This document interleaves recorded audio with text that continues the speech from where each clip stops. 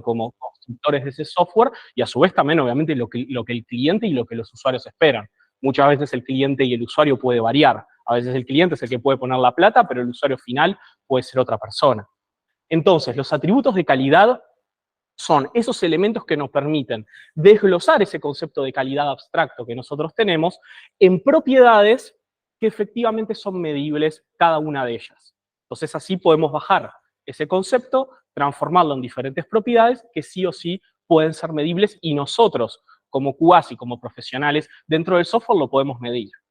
Algo importante y que se los comenté también desde el principio, que no solamente estas discusiones y lo que son los atributos de calidad los tenemos que considerar nosotros como testers o QAs, sino que es algo que cualquier profesional dentro de la industria de software tiene que entender. No importa si son desarrolladores, arquitectos, personas que trabajan en producto, DevOps, todos tenemos que entender los atributos de calidad porque tenemos que entender cuáles son los prioritarios para nuestros usuarios. Por ejemplo, en un sistema bancario hay ciertos atributos de calidad que van a ser más importantes que, por ejemplo, en un videojuego. ¿Ah? Entonces, ¿cuáles son estos atributos de calidad? Y esa es un poco la pregunta que nos estamos haciendo, porque también estos atributos de calidad son importantes para definir la arquitectura y lo que es la construcción de nuestro sistema. Cómo nosotros vamos a estar construyendo ese sistema va a depender también de estos atributos de calidad. Entonces, van a leer o investigar o estudiar una gran cantidad de autores, gran cantidad de bibliografía que obviamente establecen diferentes atributos de calidad. Yo les quiero compartir acá una norma ISO que se llama la norma Square, que la pueden buscar como la ISO 25000, que la ISO 25000 habla de lo que es la calidad de software y van a ver que habla de muchísimos temas relacionados a la calidad del producto en general. Y algo que define este estándar ISO son cuáles son estos atributos de calidad que nosotros queremos medir y que son estas propiedades que nosotros queremos entender. De vuelta, como yo dije, van a ver que en diferentes bibliografías o en diferentes lugares van a poder tener otro desglose de lo que son atributos de calidad, pero generalmente son estos mismos, o sea, van rondando entre estos 8, a veces uno lo incluyen dentro de otro, a veces los separan, a veces hay discusiones a nivel más teóricas, pero bueno, esta norma Square para mí es una de las más importantes y de las más reconocidas a nivel de mercado, que nos permite establecer lo que son los atributos de calidad. Entonces son estos 8 que ahora se los quiero compartir y dar un poquito más de detalle en cada uno de ellos. El primero es la adecuación funcional. ¿Qué es la adecuación funcional?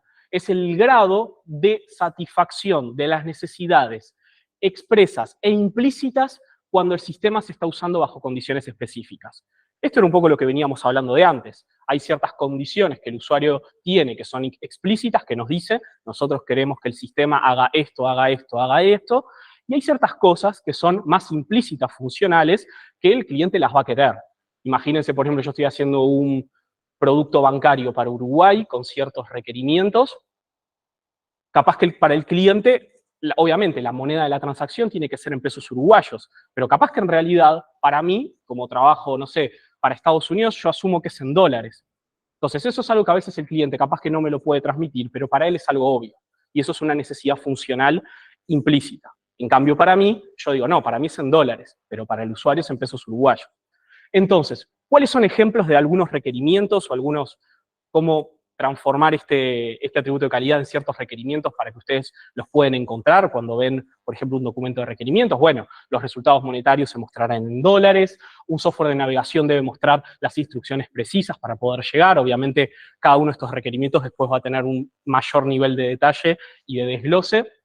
A su vez, el software de aprendizaje que estamos generando, por ejemplo, debe contar con el aval de ciertos profesores y la academia. Así que esto refiere al primer atributo de calidad, que es la adecuación funcional. En segundo lugar está la performance, que bueno, este es un término que también se ha popularizado muchísimo en el último tiempo, de bueno, que muchas veces todos pensamos en qué tan rápido responde algo, qué tan rápido nuestro sistema funciona. Sí, en parte la performance es eso, pero no es solamente eso, sino que la performance también refiere a la cantidad de recursos utilizada bajo las condiciones establecidas. Entonces, acá lo que estamos hablando es que nuestro sistema va a estar funcionando en un hardware, ya sea un celular, una computadora, un wearable, cualquier elemento que esté utilizando nuestro sistema y va a estar utilizando recursos de ese sistema para poder funcionar. Por ejemplo, una computadora puede estar utilizando la memoria RAM, va a estar ocupando disco duro, va a estar ocupando diversas partes de ese hardware y las va a estar utilizando para poder funcionar correctamente. Entonces no es solamente tiempos de respuesta, de qué tan rápido es mi software, sino también que utilice los recursos que le doy de una manera eficaz y eficiente. Entonces, algunos ejemplos que ustedes pueden ver, por ejemplo, asociados a lo que es la performance, es el sistema debe realizar todas sus operaciones en un plazo menor a 5 segundos. Otro puede ser el sistema para funcionar óptimamente no debe consumir más de 2 GB de RAM, entre otros. Estos son algunos ejemplos. Sí.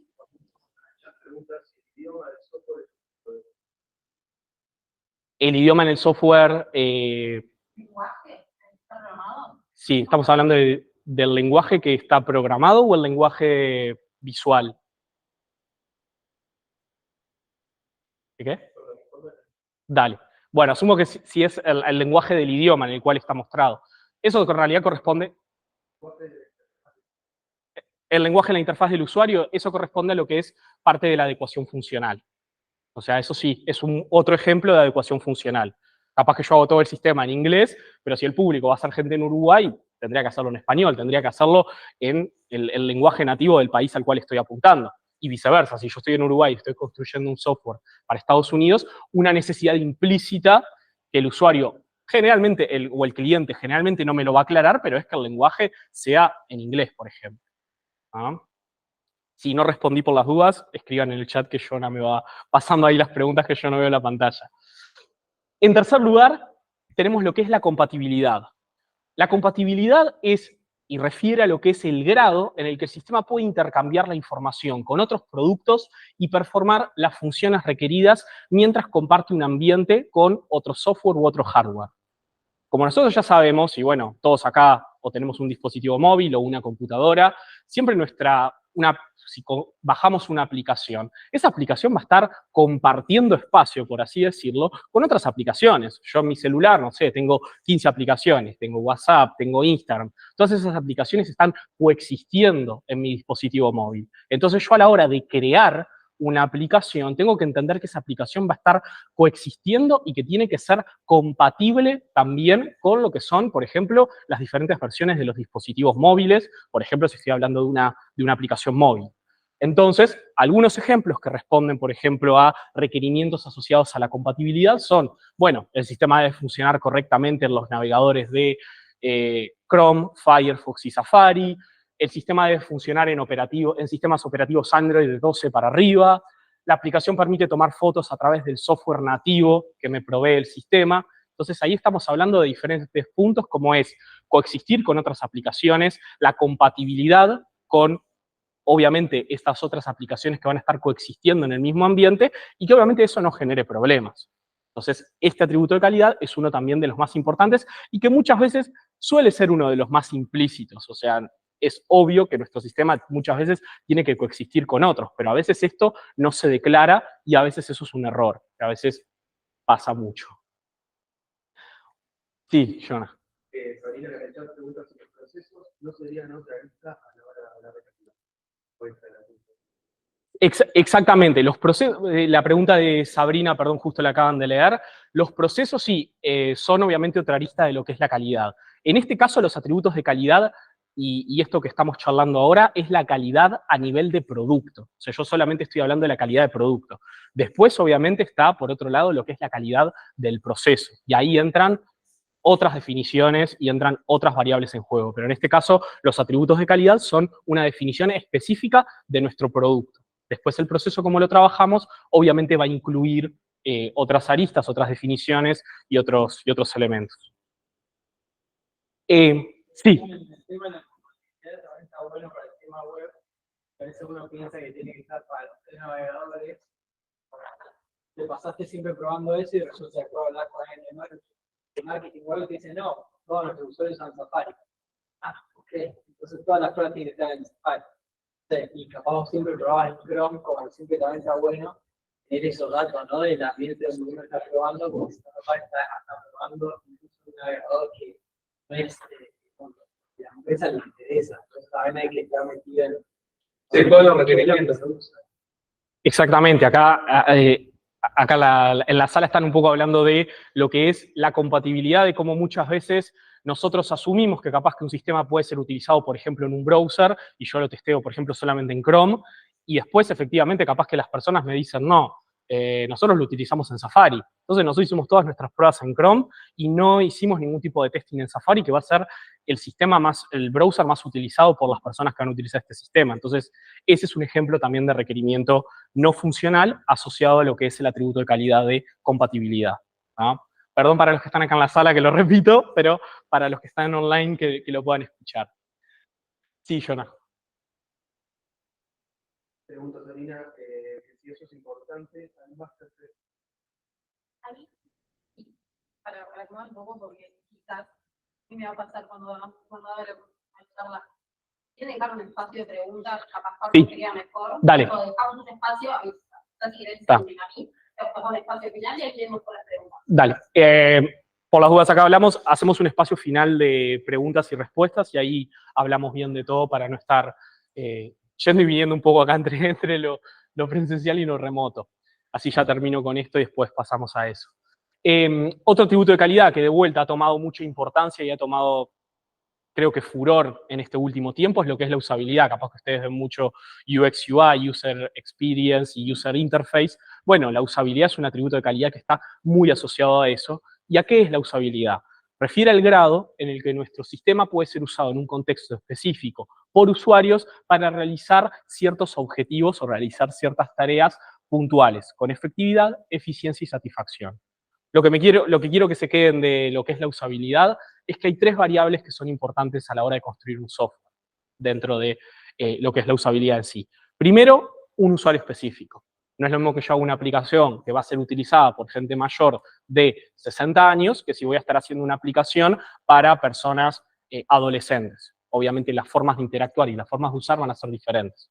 Segundo lugar, el contexto. No es lo mismo que yo esté utilizando una aplicación o esté construyendo una aplicación que va a ser utilizada en mi casa mientras yo estoy en una computadora de escritorio a una aplicación móvil que, por ejemplo, puedo estar usando en la parada de ómnibus cuando, imagínense, el día está lloviendo torrencialmente. El contexto ahí cambia. Y por otro lado están lo que son las tareas, que bueno, es lo que yo quiero lograr, por algo estoy utilizando esta aplicación. Entonces, el concepto de usabilidad es clave entender un poco estas tres partes, que nuestros usuarios van a utilizar en un contexto específico y quieren realizar ciertas tareas. Y nosotros tenemos que hacer que su experiencia y que el uso sea lo más fácil posible. Entonces, algunos ejemplos de requerimientos asociados a lo que es la usabilidad.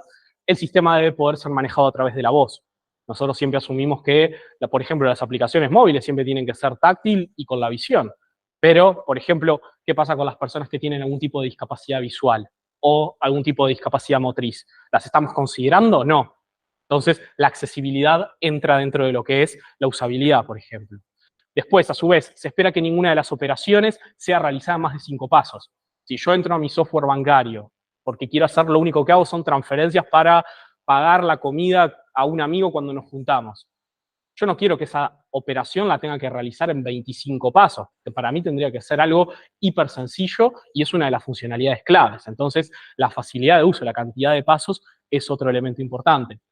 Y otro ejemplo es que el tiempo de aprendizaje de uso de la aplicación, por ejemplo, tiene que ser menor a 10 minutos. O sea, yo en menos de 10 minutos de utilizar ese sistema ya tengo que entenderlo. No tengo que estar leyendo una guía de 500 hojas para poder saber qué hace mi sistema y cómo lo tiene que hacer. Entonces, este es un ejemplo son algunos ejemplos de requerimientos asociados a lo que es el atributo de calidad de usabilidad. Por otro lado, la fiabilidad, o capaz que la pueden leer también como confiabilidad, que la confiabilidad refiere al grado en el que el sistema puede performar funciones específicas bajo condiciones puntuales en un periodo específico de tiempo. ¿Qué quiere decir? Nuestro sistema va a ser utilizado en un periodo de tiempo principalmente, no sé, por ejemplo, si yo tengo una aplicación de delivery de comidas, es muy probable que las horas pico donde van a ser más utilizados van a ser capaz que al mediodía y en la noche, donde, bueno, los usuarios tienen principalmente las comidas grandes y donde todos solemos pedir comida generalmente. Entonces, nosotros tenemos que garantizar y nuestro sistema tiene que ser confiable para que si yo me conecto a la hora del mediodía, cuando pueda haber 800.000 usuarios conectados en paralelo, que mi sistema no se caiga. Y que si mi sistema se llega a caer, porque de vuelta, no podemos garantizar nunca que nuestro sistema no va a tener ningún defecto, eso es uno de los principios del testing, que efectivamente cuando hay una falla, que nuestro sistema sea tolerante a esas fallas. ¿Qué quiere decir? Que, perfecto, pasa una falla, pero mi sistema se puede recuperar, mi sistema puede volver a levantar, volver a mostrarle al usuario en el estado en el cual se quedó y efectivamente poder seguir haciendo lo que el usuario estaba. Y no, por ejemplo, estoy completando un formulario, estoy por el 9º paso del 10º y se cae todo. Y tengo que volver al sistema a entrar y perdí toda la información que hice. Voy a decir, perdí 40 minutos haciendo esto. Me podría haber guardado las respuestas. Entonces, algunos ejemplos son, bueno, el sistema debe estar 100% operativo en los horarios de 7 de la mañana a 23 de la zona horaria uruguaya. La información de usuario ingresada debe ser guardada en todo momento de uso, en caso de que se caiga, que se recupere, y ante cualquier falla, luego de restablecer el sistema, el usuario, por ejemplo, debe ser llevado a la pantalla en la cual quedó, mostrando el estado en el cual quedó antes de que se produjera esa falla. Entonces, este es otro de los atributos de calidad. Por otro lado, y ya medio que para ir cerrando, el atributo de seguridad, que refiere al grado en el que el sistema protege lo que es nuestra información y toda la información que maneja internamente, y a su vez, ¿para qué? Para que otras personas y otros sistemas no deseados no puedan acceder a esa información. ¿tá? Entonces, que solamente los usuarios correspondientes, según su nivel de autorización, puedan ver lo que tienen que ver. Ese es un poco el resumen de lo que es seguridad. Entonces, algunos ejemplos es, bueno, toda la información tiene que ser enviada, encriptada, utilizando un protocolo SSL. Se debe contar con un sistema de auditoría de todas las operaciones que se hacen en el sistema, que tienen que incluir nombre, fecha, hora y el nombre del usuario que lo hizo. Entonces, tengo que tener un control de toda esa seguridad. Entonces, estos son 2 ejemplos asociados a la seguridad. Por otro lado está la mantenibilidad, que refiere al grado de que nuestro sistema puede ser cambiado eficiente y efectivamente. Algo que es clave en la industria del software es que el software no es estático. Nunca vamos a llegar a un punto en el cual digamos este software queda acá y listo. Si alguien les dice eso, es mentira. Van a aparecer defectos, van a aparecer actualizaciones, van a aparecer miles de cambios que ese software va a tener que seguir siendo modificado constantemente. Entonces es importante que nuestro sistema, o sea, nuestro código, sea fácil de cambiar. Y esto es un atributo de calidad que muchas veces se trabaja más en la parte de desarrollo y en la parte, por ejemplo, de arquitectura, de garantizar ciertas arquitecturas a nivel de código para que, por ejemplo, si yo tengo que introducir un cambio, sea fácil de hacerlo. Entonces, algunos ejemplos es que, bueno, nuestro sistema debe ser construido en una arquitectura de microservicios. Otro ejemplo es, se debe contemplar las buenas prácticas de codificación establecidas en el Clean Code. El Clean Code es un libro que habla de estándares de codificación. Y cumplir todo allí lo establecido. Otro ejemplo también es, nuestro sistema tiene que ser testeado un 80%, o sea, todo el código, un 80% de todo el código que nosotros construimos tiene que estar testeado por pruebas unitarias. Entonces, estos ejemplos de requerimientos van a garantizar que nuestro sistema sea más fácil de modificar, y no que yo tengo que modificar algo y tengo que tirar medio sistema y volver a hacerlo. Eso es, muchas veces pasa, y a veces es una pérdida de tiempo que a veces todos padecemos de tiempo y de dinero, exactamente, como dice Joa. Y por último, y ya terminamos con los atributos de calidad, la portabilidad. La portabilidad es el grado en el que el sistema o ese componente puede ser transferido a otros, que va a ser el usable. Este es el claro ejemplo cuando a veces dicen, pueden escucharlo a veces con los desarrollos, que a veces hay un poco la pica entre QA y desarrollo, el desarrollador te dice, esto en mi computadora funciona. Bueno, pero yo no le voy a dar tu computadora al cliente para que lo utilice. O sea, el cliente va a tener una computadora propia, va a tener un ambiente propio en el cual va a estar trabajando. Entonces, nuestro sistema tiene que ser fácil de poder mover y efectivamente funcionar en el ambiente donde nuestros usuarios lo van a estar utilizando. Entonces, ahí también entra en juego, por ejemplo, lo que son las actualizaciones. Cada vez que hay una actualización, no puedo hacer que eso rompa lo que el cliente ha estado trabajando. Entonces, algunos ejemplos de requerimientos asociados a lo que es la portabilidad. Las actualizaciones deben ser realizadas sin afectar la información que ya haya ingresado el usuario. La desinstalación del sistema también no debe dejar ningún tipo de data dummy, por ejemplo, en el dispositivo móvil, entre otros. Para ir cerrando y un poco cuáles son las conclusiones y qué es lo que me interesa de que se lleven un poco de esta charla. Obviamente yo no pretendo que se acuerden de los 8 atributos de calidad de memoria y no es una pregunta de examen ni nada. Es simplemente el objetivo de entenderlos y conocerlos. ¿Por qué? Porque estos atributos de calidad nos van a ayudar a establecer y a conocer lo que son diferentes tipos de testing y diferentes aristas que nosotros tenemos que probar, como testers o como quality assurance. Muchas veces, como yo les decía al principio, nos enfocamos en testing funcional manual o testing funcional automation, siempre estamos hablando de, bueno, ¿qué hago? Funcional o automation, manual o automation. Pero nunca estamos hablando de otras aristas que están por fuera de lo funcional y que son así sumamente importantes para el software y para el valor que le queremos entregar al usuario. Entonces, esos son lo que son los atributos de calidad. Entonces, estos atributos de calidad son importantes que nosotros los consideremos a la hora de, antes de construir el software, nosotros como QA tenemos que llevarlos, tenemos que entender para nuestros usuarios cuáles de todos estos atributos de calidad van a ser los más importantes, porque obviamente no podemos priorizar siempre todos. Muchas veces los atributos de calidad, si priorizo uno, va en detrimento a otro. A veces es una negociación que se da internamente. Como yo les decía, no es lo mismo que yo esté construyendo un sistema bancario, donde capaz que la seguridad va a tener un fuerte foco y va a tener un gran potencial, voy a tener que meter muchísimo trabajo, por ejemplo, de testing de seguridad, porque estoy manejando información sensible, que es el dinero de las personas, por sobre, por ejemplo, un videojuego, que capaz que en un videojuego lo que más me interesa, por ejemplo, es la usabilidad. A su vez, lo importante es que tenemos que considerar en nuestras estrategias de testing estos atributos de calidad y preguntar por ellos. Preguntar porque hay requerimientos que muchas veces quedan implícitos. Y esos requerimientos que nosotros nos preguntamos y quedan implícitos son cosas que después nuestros usuarios y nuestros clientes nos van a demandar y van a decir, che, pero esto no lo hiciste de esta manera, o esto faltó, o esto no está acá. Entonces es importante considerarlo en cuenta.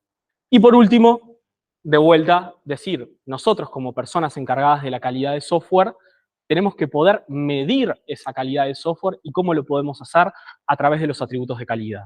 Así que es importante traer siempre a tierra los atributos de calidad para poder efectivamente garantizar la calidad de nuestro sistema y así efectivamente garantizarle con hechos a nuestros clientes o a nuestros usuarios que ese software realmente tiene una muy buena calidad en base a sus expectativas y a lo que esperan. Bueno, muchísimas gracias. Dejo un espacio para preguntas y respuestas. Sí. No, gracias por la charla. Sí, yo este tema me encanta. Yo lo veo también micro y macro. Micro, que uno lo puede aplicar en la reunión de 3 amigos, pueden ser todos estos factores y paradores en cada historia de usuario. Bueno, no solo mi responsabilidad, sino de todo el equipo, donde podés hacer la misma charla que hiciste vos, pero para el equipo, che, estos son los factores, los tenemos que aprender.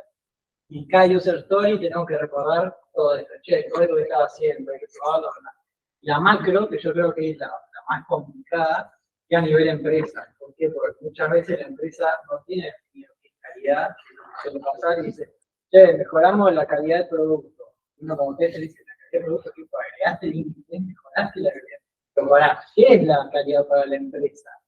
Entonces creo que lo más interesante es cómo aplicar todos estos factores para poder, ¿no?, de alguna forma, analizar la calidad del producto actual, a nivel macro, y definir cuál es la calidad, la cultura de calidad de la empresa. Esa parte la veo más difícil, yo por lo menos no he podido, quizás he usar MyFam, he intentado distintas formas, pero eso es lo más difícil. No tan difícil quizás en el equipo, pero sí a nivel de definición de la calidad para la empresa, que podamos decir todo, che, mejoramos la calidad del producto. ¿Por qué? Bueno, y pensar un poco más.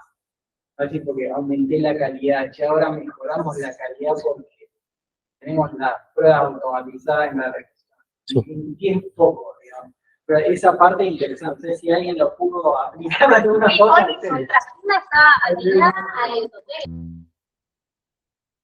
Estamos así, yo continúo ahora con... ¿Tenés preguntas igual ahí? Ok. Acá me hace el micrófono y me pongo mal. Bueno, acá no sé si escucharon igual, un chico de la sala estaba comentando la dificultad de justamente aplicar lo que son los atributos de calidad a un producto, pero también de cara a la empresa, ¿no? Esto de lo que es la cultura de calidad.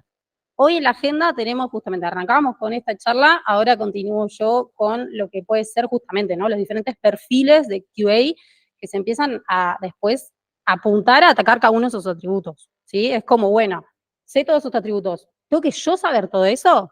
No, aguantá. Hay perfiles que se dedican a pegarle a cada uno de esas columnas que mencionó hoy Pablo. Como última charla, yo no voy a hablar justamente de una cultura de calidad, de crear esto, ¿no? En la empresa, de que la calidad no es solamente del equipo de QA o de testing, sino que es de todos. La responsabilidad de que tengamos una buena calidad en los procesos, en los productos, es de todo el equipo. Y bueno, un poco ahí yo no voy a estar charlando, así que capaz que, nada, ahí capaz que respondo un poco Lucas. Claro. No, y algo también que es importante es, no tenemos que pensarlo como algo reactivo, o sea, no es que nosotros vamos a hablar de los atributos de calidad cuando ya llega el software terminado y nosotros lo tenemos que testear, sino que son charlas que tenemos que tener, ni bien llega el cliente con idea o con un problema o con algo que quiere efectivamente construir un software. Nosotros ya ahí tenemos que estar hablando de atributos de calidad y entender cuáles van a ser los más importantes para el usuario, cuáles no, y ahí empezar a priorizarlos. Y eso es parte de un poco la cultura de calidad y también lo que van a estar hablando Jonah y Joa. A ver, ya me van a leer alguna pregunta. Un comentario de casos de portabilidad serían. Ahora sí, se me escucha bien, ¿no? Creo que... No, estaba leyendo el comentario que hizo Facundo, que dice que quizás otro ejemplo de portabilidad serían los diferentes formatos y tipos de archivos que hay. Por ejemplo, con respecto a los videos, tenemos el MP4, el MKB, el AVI, etc. Y un software de edición de videos debería ser capaz de adaptarse a todos ellos y más. Exactamente. O sea, capaz que si yo voy a producir un tipo de archivo, eso puede ser algo en realidad funcional, pero si yo tengo que funcionar con algún tipo de formato que ya esté utilizado, eso también es parte de la portabilidad. Sí. ¿Hay alguna otra pregunta? ¿No? Bueno, entonces, muchas gracias. Y bueno, le paso la palabra a todos.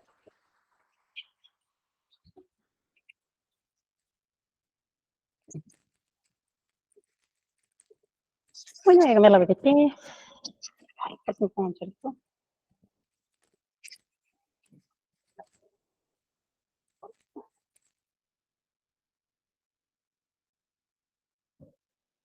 Bueno, y bien de la mano de lo que acaba de hablar Pablo, esto, ¿no? Perfiles profesionales. Sabemos todos que dentro del área de software en general hay como un universo de perfiles y roles, ¿no? Casi siempre, ¿cuántos de acá están arrancando en IT? ¿Por ahí? ¿Sí? ¿Los demás ya están trabajando? ¿Sí? ¿Como QAs? Vos, Ignacio, no levantaste la mano. Están arrancando, que estén arrancando y que estén como viendo, a ver, si es testing, si es QA, si es desarrollo. O sea, es muy importante que sepamos cuáles son las opciones profesionales que tenemos dentro de tecnología, ¿sí? Hoy acá vamos a hablar, obviamente, somos una meetup de QA, vamos a hablar de los diferentes roles y perfiles que hay dentro de QA, ¿sí? Como hablaba Pablo, existen la verdad, muchos atributos dentro de lo que son un producto de software. Y para cada uno de ellos podemos empezar como a perfilar roles de QAs para atacar cada uno de ellos. Si vemos, tenemos lo que es la adecuación funcional. Cuando hablaba Pablo, ¿a qué perfil de QA claramente les hace acuerdo? ¿Qué les hace sonar? A un QA funcional, claramente, ¿no? Tenemos que justamente hacer todas esas pruebas funcionales end-to-end de punta a punta, desde la base de datos hasta la interfaz de usuario, que todo funcione bien, ¿sí? Luego, cuando hablamos de eficiencia y desempeño, tenemos perfiles de QA de performance, ¿sí? Vamos a hablar después más en detalle de qué es lo que hace un QA de performance, cómo están los paparazzis, la compatibilidad, la usabilidad, o sea, todos estos terminan desglosándose en diferentes perfiles.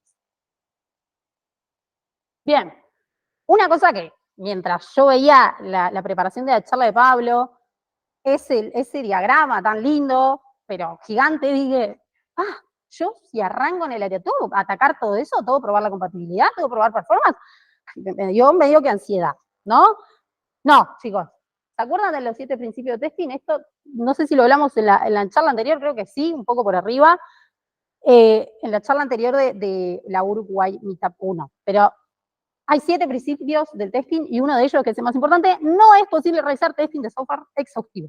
¿Qué significa esto?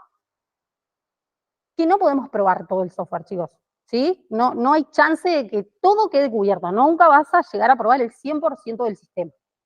Esto es una realidad, porque un producto de software es realmente muy, a menos que sea muy simple a nivel funcional, que se pueda llegar a probar. Pero en realidad es como muy complejo que llegar a todos los niveles. De todas formas, se puede llegar a una maximización y a un nivel de eficiencia de las pruebas justamente utilizando lo que son los diferentes atributos, ¿sí? Tratando de perfilar, de especificarme ciertas pruebas para ese atributo y atacar eso, pero uno a la vez, ¿sí? Tenemos como que organizarnos. Pero es importante que mantengamos esto, no tengan ansiedad, no piensen que para salir al mercado tienen que saber todos los atributos y saber probar cada uno de los atributos, ¿sí? Para eso hay distintos perfiles y está bueno que se especialice. A mí me gusta esos atributos, primero desglosarlos en 2 grandes grupos, funcional y no funcional. Si conocen el concepto de funcional y no funcional, ustedes veían los atributos de calidad y habían algunos que podíamos correrlo para el lado funcional y habían otros que podíamos correrlo para el lado de no funcional. Vamos a hablar un poquito de qué es una prueba funcional o qué son las pruebas, el testing funcional y qué es el testing no funcional.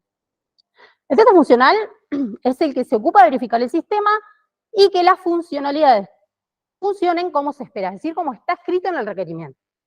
Que haga específicamente lo que me detallaron en el requerimiento funcional. ¿Sí? Es eso, simplemente eso. El foco es verificar el flujo de la funcionalidad, es decir, que justamente cumplan con su objetivo. Nada más, eso es lo funcional. Cuando hablamos de lo no funcional, es lo que se enfoca en factores externos o contextuales, ¿sí? Es decir, cómo funciona este sistema bajo determinado contexto. Bajo el contexto de determinada carga, bajo el contexto de que los usuarios son determinado público, que mencionaba hoy Pablo, si vamos a hablar de usabilidad. Usabilidad, por ejemplo, es un tipo de prueba no funcional, porque es muy contextual, ¿sí? Después hay una mezcla importante donde a veces podemos hacer pruebas de usabilidad mientras estamos haciendo pruebas funcionales.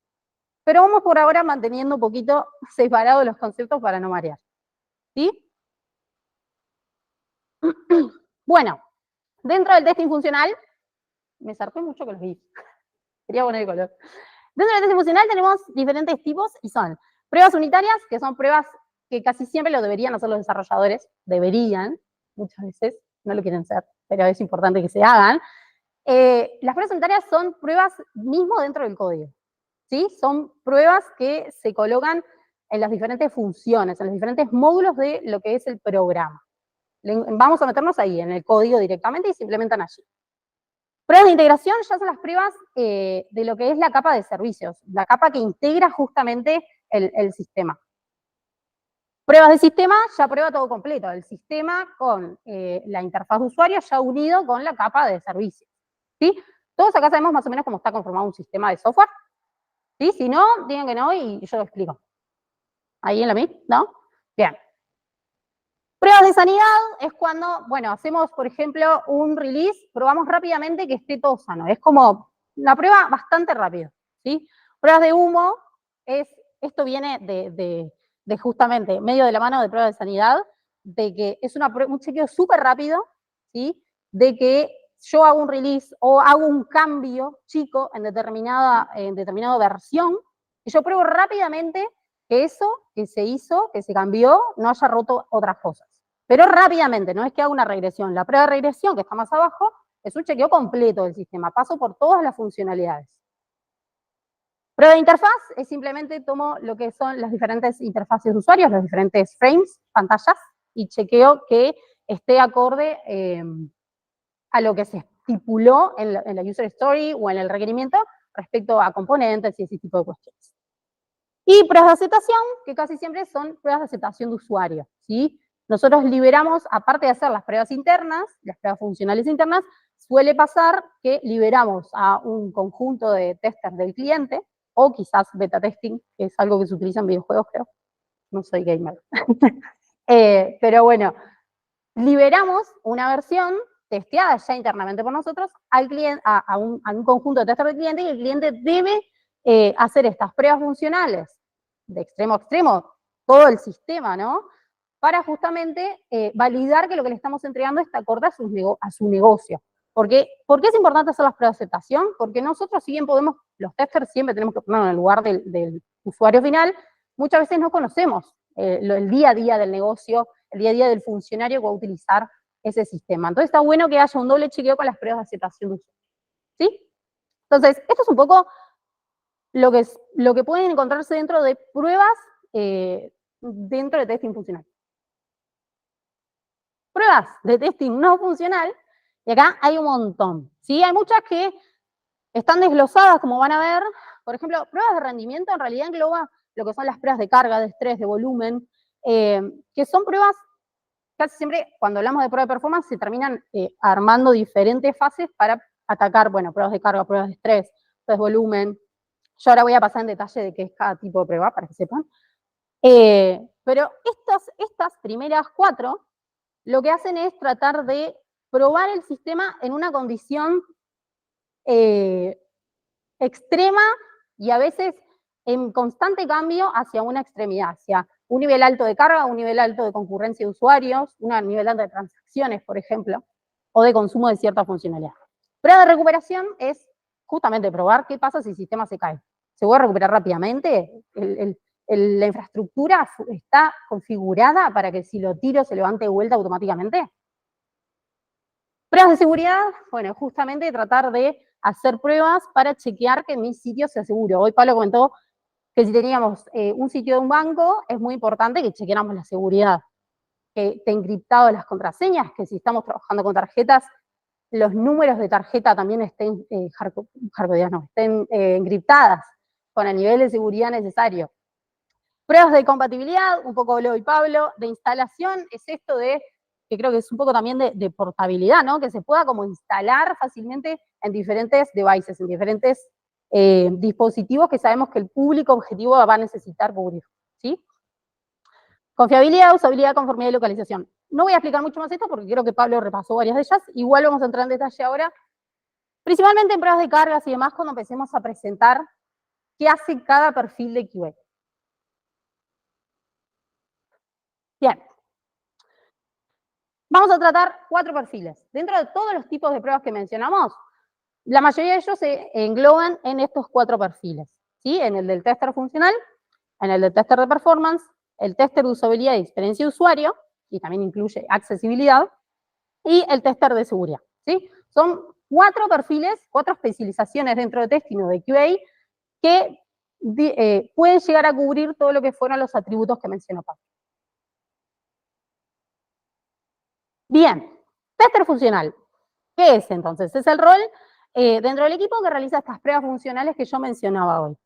Son un tipo de prueba de software que valida el sistema frente a ciertos requisitos y especificaciones funcionales que le indica el cliente.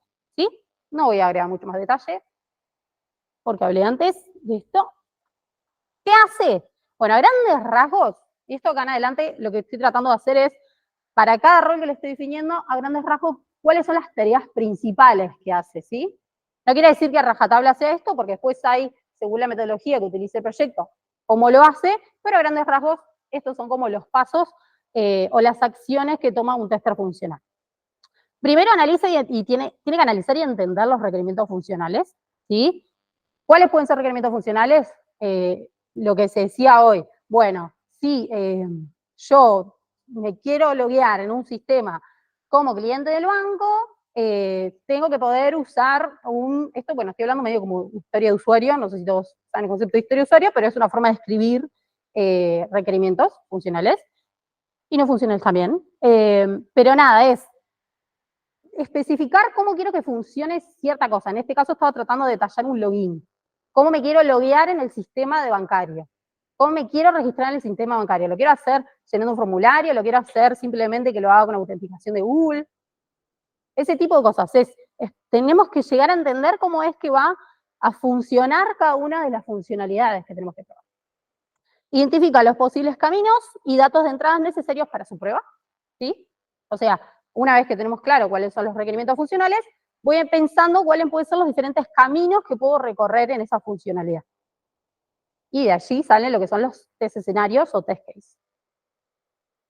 Determinados resultados esperados para cada comportamiento y dato de entrada, que esto justamente, ¿no? Debería estar escrito ya en los requerimientos funcionales, pero está bueno que cuando nosotros pautamos los escenarios a probar, tengamos claro cuál es el escenario específico que tenemos que obtener. ¿Sí? Muchas veces probamos algo y no estamos claros si este es el resultado que debería haber obtenido. Bueno, está bueno que lo hagamos ni bien estemos analizando, que lo tengamos claro ni bien estamos analizando los requerimientos. Ejecuta las pruebas diseñadas según los pasos anteriores, compara los resultados esperados y obtenidos, ese es el trabajo típico del tester, reporta y monitoreo de bugs. ¿Sí? Esto lo hace, obviamente, aplicando diferentes técnicas y tipos de pruebas funcionales que mencionamos antes. Técnicas, caja blanca, caja negra, caja gris. Hay un montón de conceptos dentro de lo que es el testing funcional. Yo acá quería mencionar a grandes rasgos cuáles son las tareas principales. ¿Sí? ¿Alguna duda hasta acá? ¿No? Muy bien. Tenemos también el tester funcional automatizador. ¿Qué hace? Exactamente lo mismo que el manual, lo único que es un crack y hace que un robot haga la mayoría de las cosas que se pueden automatizar por él. ¿Sí? No todo es automatizable y es importante que mencionemos esto. Para mí, y no sé si opinan lo mismo, pero para mí el testing manual y el testing automatizado son complementarios. No es que el automatizado va a sacar al manual. Esto es importante, y más estoy pensando en la agilidad. Hay muchas cosas que es mucho más fácil probarlo de forma mucho más ágil manualmente que esperar a tener estable el ambiente, estable el componente para automatizarlo y después correr las pruebas. Entonces, son complementarios y hay un montón de argumentos más, ¿sí? Nada, a veces el tester automatizador no necesariamente tiene que saber programar, esto es importante, lo quería dejar escrito ahí. Hoy en día hay un montón de herramientas que podemos utilizar para automatizar, que no necesariamente tenemos que codear. ¿Sí? Hay un montón de herramientas que se les llaman low code o no code, que bueno, en algunas tenés que usar muy poco código, o quizás simplemente grabar una pantalla y la herramienta misma te codifica. Quizás vos después tenés que hacer algunas ediciones, pero no muchas. Bien, tester de performance. Y acá entramos ya en lo que son los diferentes roles, ya enfocado en lo no funcional. Tester de performance es el rol dentro del equipo que chequea la performance del sistema en ciertos escenarios. La performance es el rendimiento en español. Es el rendimiento que tiene mi sistema bajo determinados contextos. O a veces bajo un contexto normal. Quizás yo soy la única usuaria que está usando el sistema y hay una página con un listado de más de 150 elementos y se arrastra. Entonces eso me quiere decir que el sistema no es performante, no tiene un buen rendimiento. Algo está pasando ahí a nivel del sistema, del código de infraestructura, hay que analizar qué no está performando. ¿Sí? El objetivo principal de las pruebas de performance es monitorear y mejorar los indicadores del rendimiento, como pueden ser los tiempos de respuesta, esto que yo le decía, si se arrastra, si se demora en cargar algo, lo que fuese. La memoria, ¿esto por qué? Porque los sistemas están alojados en un servidor, en la nube, que tiene que tener ciertas características de ese servidor para aguantar la carga con la que vamos a estar trabajando en ese sistema. Entonces, la memoria que está ocupando en ese servidor y demás, y cómo la está utilizando, es muy importante. La utilización del CPU y más. Bien, hay tres objetivos de las pruebas de rendimiento que se tienen que observar, que son la velocidad, que va de la mano de los tiempos de respuesta, la escalabilidad, que es, bueno, me imagino que todos conocen la historia de HBO, con lo que fue GOT, Game of Thrones. Cuando salió Game of Thrones, HBO no estaba respetando muy bien lo que era la calidad de la escalabilidad. ¿Sí? Cada vez que salía un capítulo nuevo de GOT, HBO se caía. Esto era porque no estaba siendo escalable, no esperaba ese domingo que liberaban cada capítulo, que ingresaran a la vez millones de usuarios para ver el capítulo, lo cual debería haberse sido esperado. Pero no había como mucha escalabilidad. Le estoy dando un escenario muy clásico. Atrás, ¿qué es lo que pasa? Es que los servidores, la infraestructura que tiene como base el sistema HBO, no tenía configurado, o no sé si no tenía configurado, porque realmente no conozco, no estaba pudiendo escalar las capacidades de CPU, de memoria, de lo que fuese, de servidores en sí, para soportar esa cantidad de usuarios. Bien, y la estabilidad, que es justamente que sea estable. No puede ser que yo tenga una aplicación que cada 5 minutos se me cae, o que llegue al paso 9 de un formulario y se caiga, y no me haya guardado la información. Pero es eso, es como que tiene que ser estable, escalable y con buena velocidad. Tipos de prueba de performance, ¿sí? Si yo voy a hacer un tester de performance, tengo que tener claro que hay diferentes tipos de pruebas dentro de lo que son las pruebas de performance. Las pruebas de load testing, las pruebas de carga, es la evaluación del comportamiento de la aplicación cuando tenemos muchos usuarios al mismo tiempo, ¿sí? Y esto se suele hacer igual de forma gradual, ¿sí? Podemos marcar un crecimiento de 0 a 50, 50 a 100, 100 a 150, hasta que vería hasta ver qué pasa. Podemos ir chequeando, bueno, debemos en estas pruebas ir chequeando con el equipo de DevOps o con el equipo de infraestructura qué está pasando a nivel de servidores de infraestructura. Si está sufriendo la base de datos, si está sufriendo algún servidor particular, algún nodo, lo que fuese. Stress testing es la evaluación para identificar el punto de ruptura. Acá le damos con todo. El stress testing es, sabemos que nuestro servidor, por las características y cómo está configurado, que esto obviamente no tiene que ustedes saber configurar, siempre se van a apoyar en el equipo de DevOps y de infraestructura, ¿sí? Si nosotros sabemos que nuestro servidor está configurado para aguantar 500 usuarios concurrentes, bueno, vamos a ir al punto de estrés, 500, sabemos que es el límite más alto, vamos a darle con 1000, vamos a darle con 600, a ver qué pasa. Y tenemos que ver, ¿qué hace el sistema? El sistema rápidamente se levanta, se cae y muere y no levanta nunca más, tiene que ver ayuda a configuración humana, es ese tipo de prueba, llevarlo al límite. Spike testing es la prueba donde rápidamente tiene un pico, vamos a 500, pero rápidamente también bajamos. ¿Qué pasa el sistema? ¿Se lo aguanta? Todo esto es siempre basado en cómo se va a usar el sistema. Si sabemos que nuestro sistema, no vamos a hacer este tipo de pruebas cuando es una aplicación que no va a tener 500 usuarios, cuando no es una aplicación que se espere picos, siempre tenemos que analizar el contexto de los usuarios finales de nuestra app.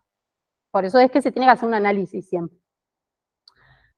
Y endurance testing, que es la evaluación del sistema bajo una carga, pero por un tiempo significativo.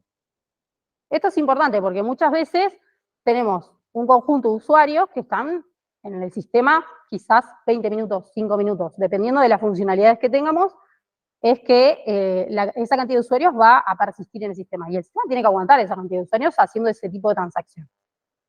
¿Sí? Ese tipo de transacciones son las que se tienen que definir en la planificación cuando hacemos testing de performance.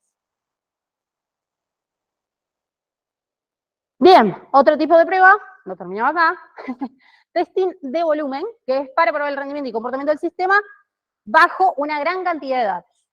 Imagínense que tenemos un sistema que tiene como funcionalidad importante lo que es la gestión de documentos. Google Drive, por ejemplo, ¿no? Bueno, me parece que es importante que tuviesen que chequear lo que es el testing de volumen, ¿no? Que la aplicación, si le estamos cargando determinada cantidad de datos de una manera bastante grande, el sistema siga funcionando. No puede ser que si yo le cargo 500 documentos, deje de andar. Está hecho para eso, es la funcionalidad principal, tendría que andar. Scalability testing, testing de escalabilidad, es la capacidad de que el sistema, o en realidad ya no tanto el sistema, sino la infraestructura en la que se basa ese sistema, pueda subir o bajar sus recursos para el diferente contexto que lo están usando los usuarios. Sea, no sé, tenemos 500 usuarios hoy, pero mañana tenemos 400. ¿Bajó los recursos automáticamente o no? Testing de capacidad es medir que la aplicación y el entorno pueden manejar sin problemas el número máximo de usuarios o transacciones de acuerdo al rendimiento esperado. Nada, este es como el normalcito, es como uno de los primeros que tenemos que probar para ver la capacidad que tiene mi sistema respecto a cuántos usuarios me permite hoy en día con la configuración actual de infraestructura que tenemos. ¿Sí? ¿Alguna pregunta hasta acá?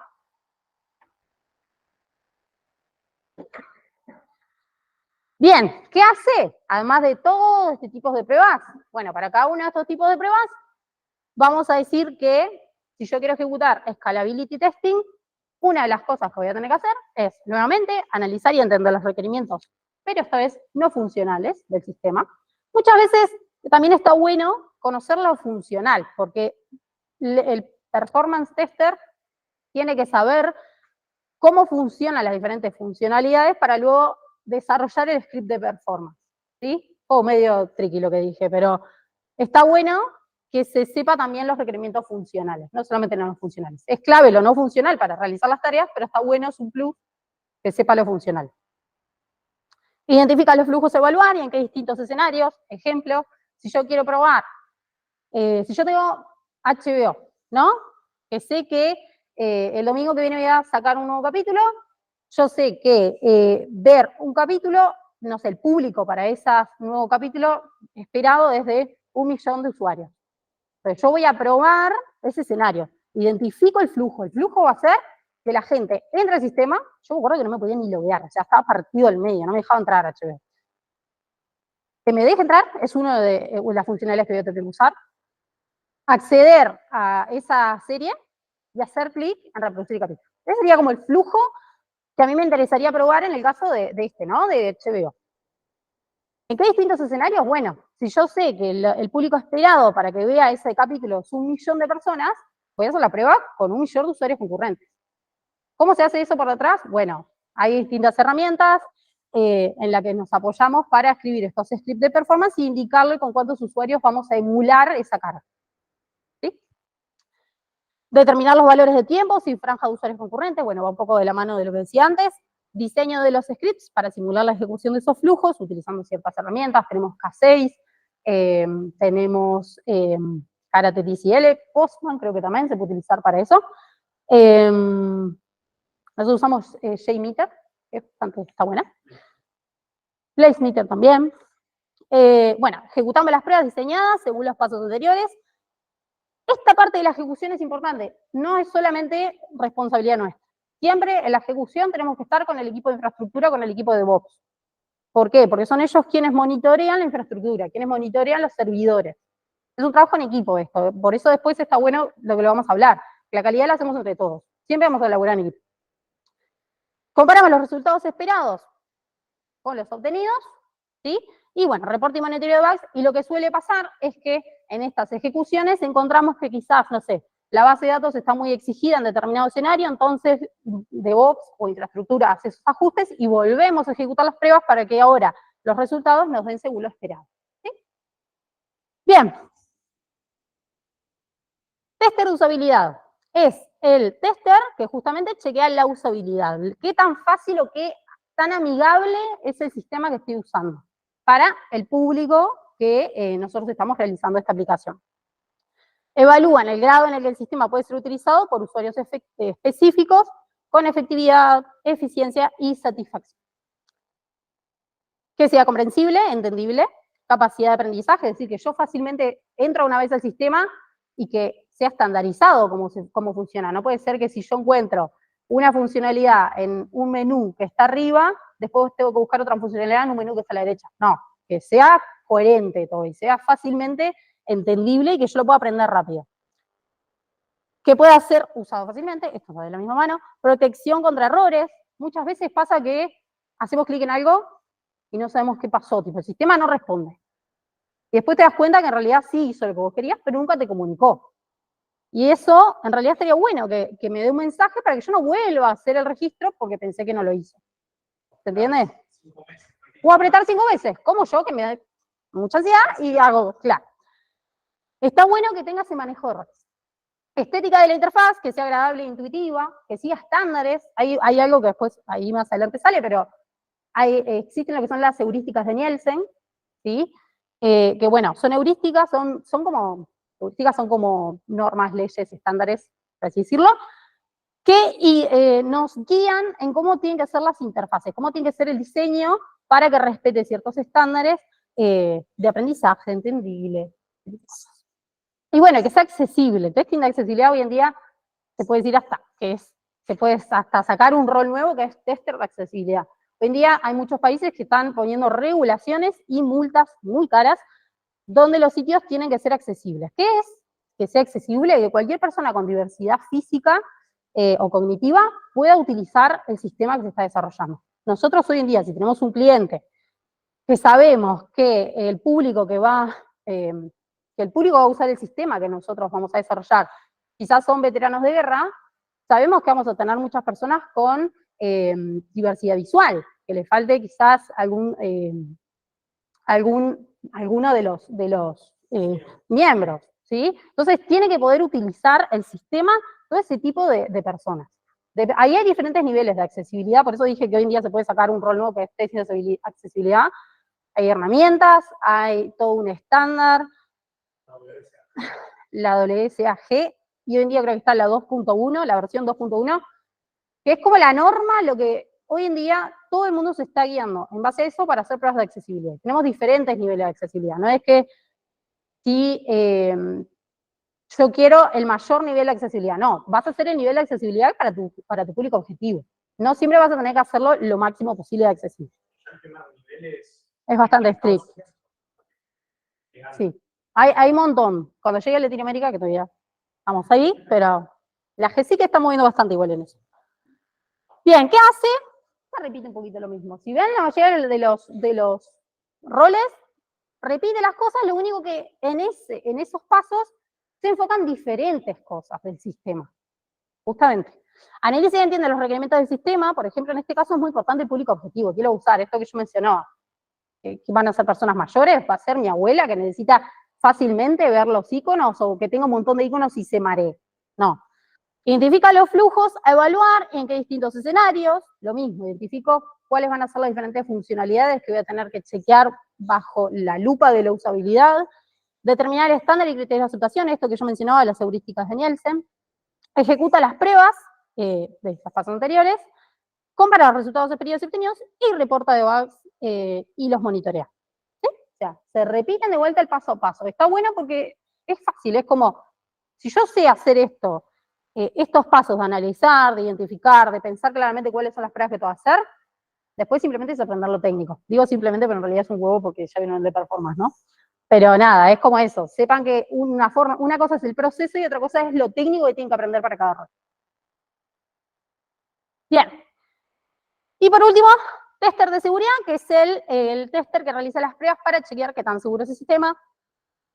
¿Qué son las pruebas de seguridad? Bueno, tratamos de descubrir vulnerabilidades, amenazas o riesgos, no solamente en nuestro producto como tal, sino en la infraestructura en la que está basado nuestro sistema. Y el propósito de las pruebas de seguridad es identificar justamente todos esos baches o debilidades del sistema y de la infraestructura que podrían resultar en pérdida de información, que nos choren, que cosas malas. ¿Sí?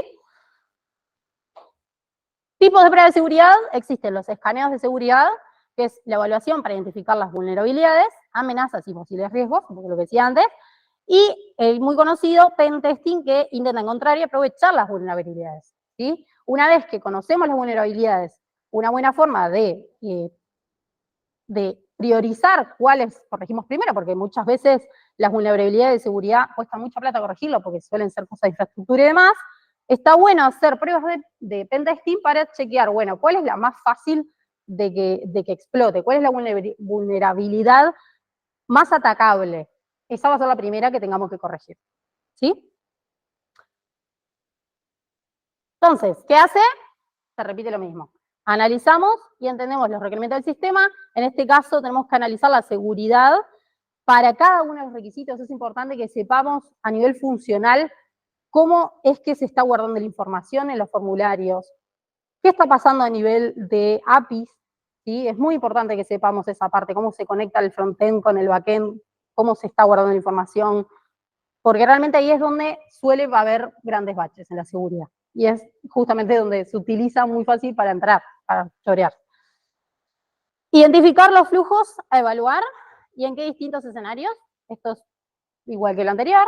Una vez que tenemos claros los requisitos, empezamos a definir cuáles son los escenarios que vamos a probar, qué vulnerabilidades queremos chequear si existen o no, qué riesgos. Determinar los estándares de seguridad para cada capa del sistema. Capa, me refiero a backend, frontend, infraestructura, y la capa después final de los usuarios que van a usar el sistema también. La capa 8, se le suele decir, porque en lo que son la seguridad tenemos 7, pero la capa 8 es el usuario final.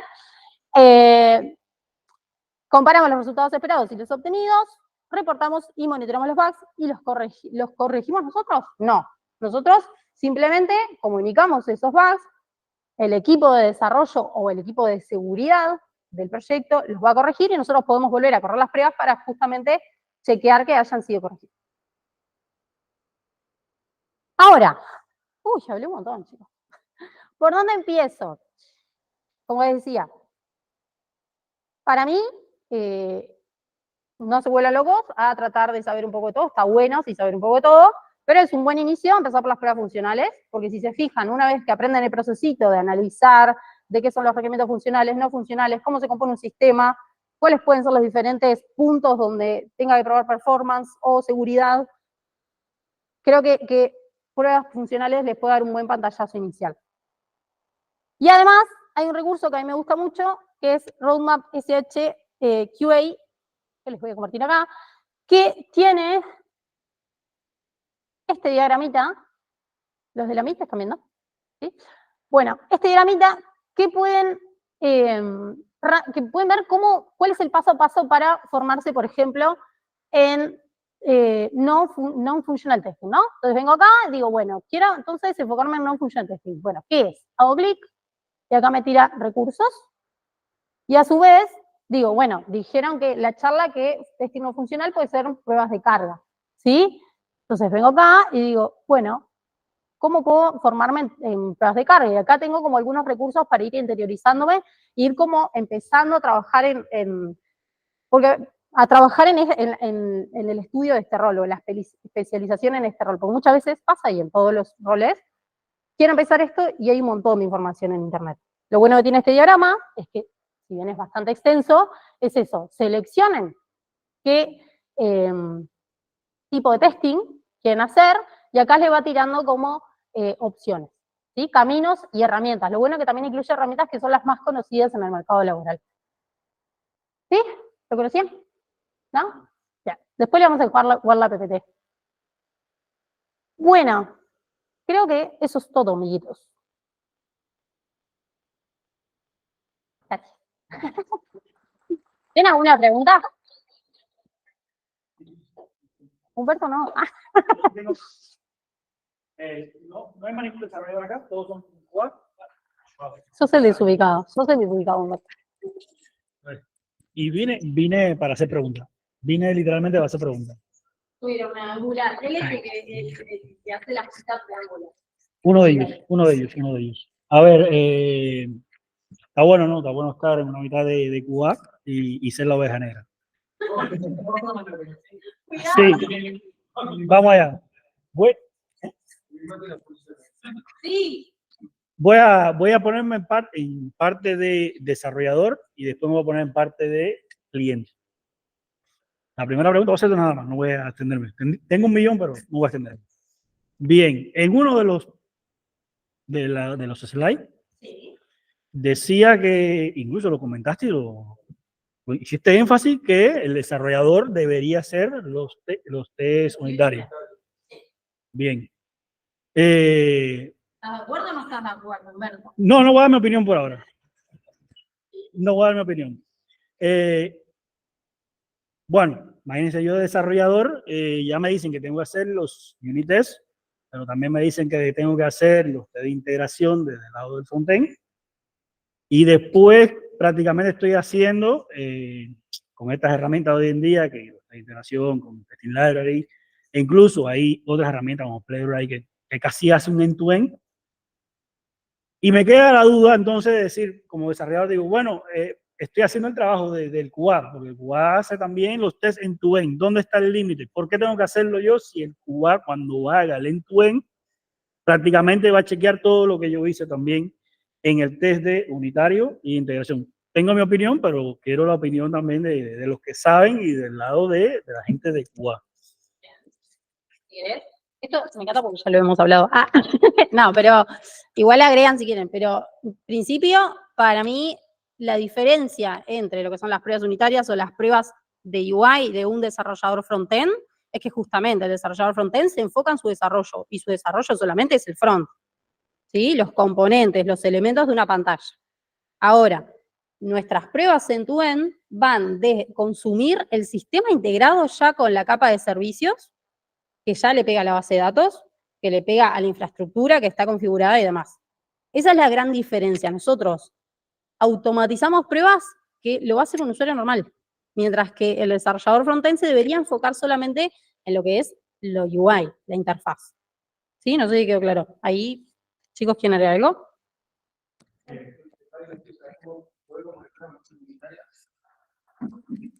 Lo que comentaba es que yo veo como que las pruebas más unitarias están apuntadas más a lo que yo decía, como el componente específico, la cosita bien específica, y no tanto al macro, que es a lo que nosotros apuntamos, y aparte, las unitarias deberían, como decía, apuntan a eso, no apuntan a qué pasa, la típica prueba de qué pasa si viene un usuario y te pone 2 millones de caracteres en este campo. No deberíamos de tener una prueba unitaria que te haga eso.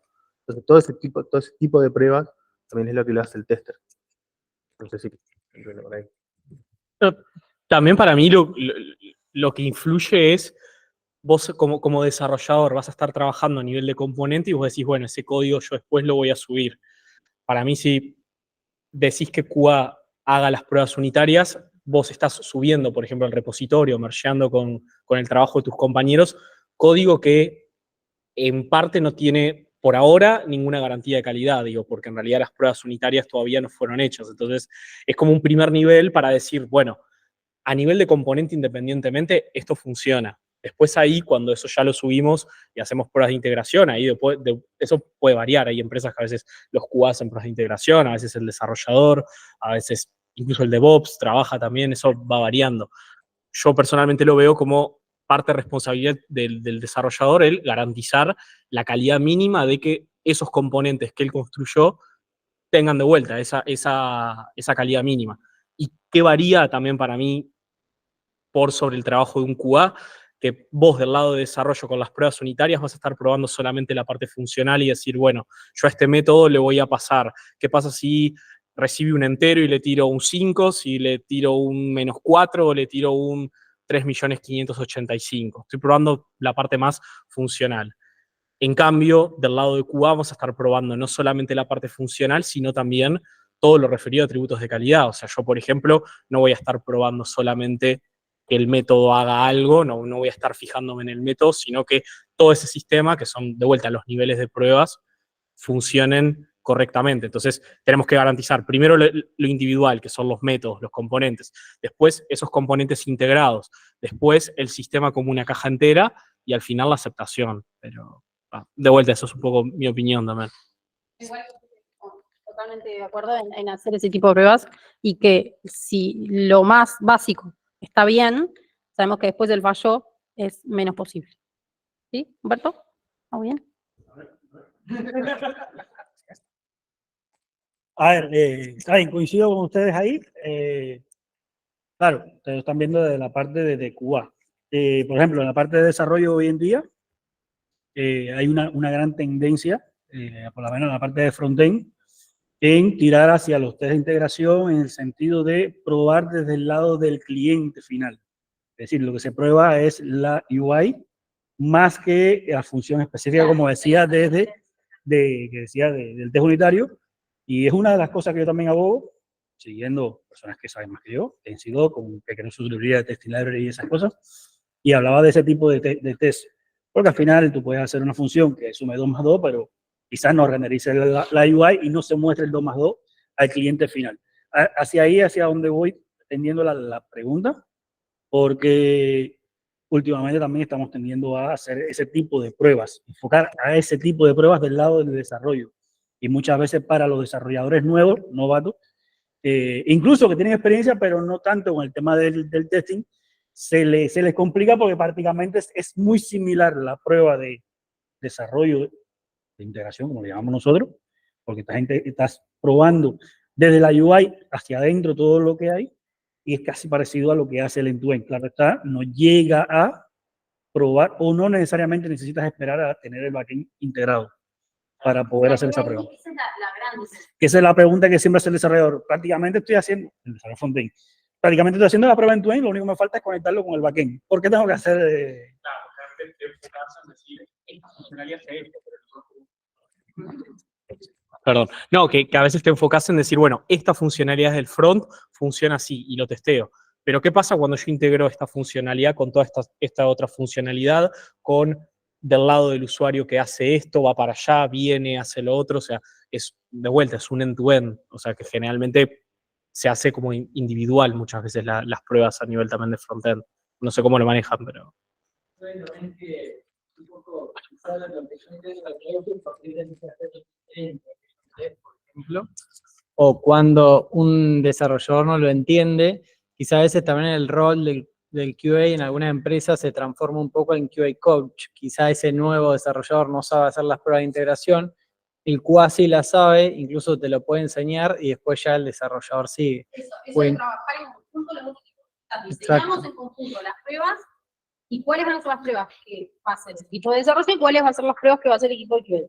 O para no pisarse y justamente complementar en el nivel de calidad. En eso totalmente de acuerdo. Y también, por ejemplo, en un code review lo puedo hacer en un QA, en tus unit test, e incluso te puedo ayudar, porque a veces al desarrollador, ha pasado bien, le cuesta los casos negativos o algunos otros casos, entonces también ayudarle a hacer eso, o el mock, muchas veces el desarrollador lo hace con ABB, ABB, ABB, en vez de, che, el mock lo hiciste ABB, pongamos un producto real, no sé. Como yo creo que ahí, en ese tipo de empresas donde el desarrollador tiene que hacer más pruebas de la que están quizá acostumbrados, yo creo que el QA tiene que tomar otro rol como más coach en cierto punto y trabajar en otro sentido y no dividir tan yo hago esto y yo hago lo otro, sino que creo que entre todos. Diseñar, claro, construir entre todos las pruebas que se van a realizar.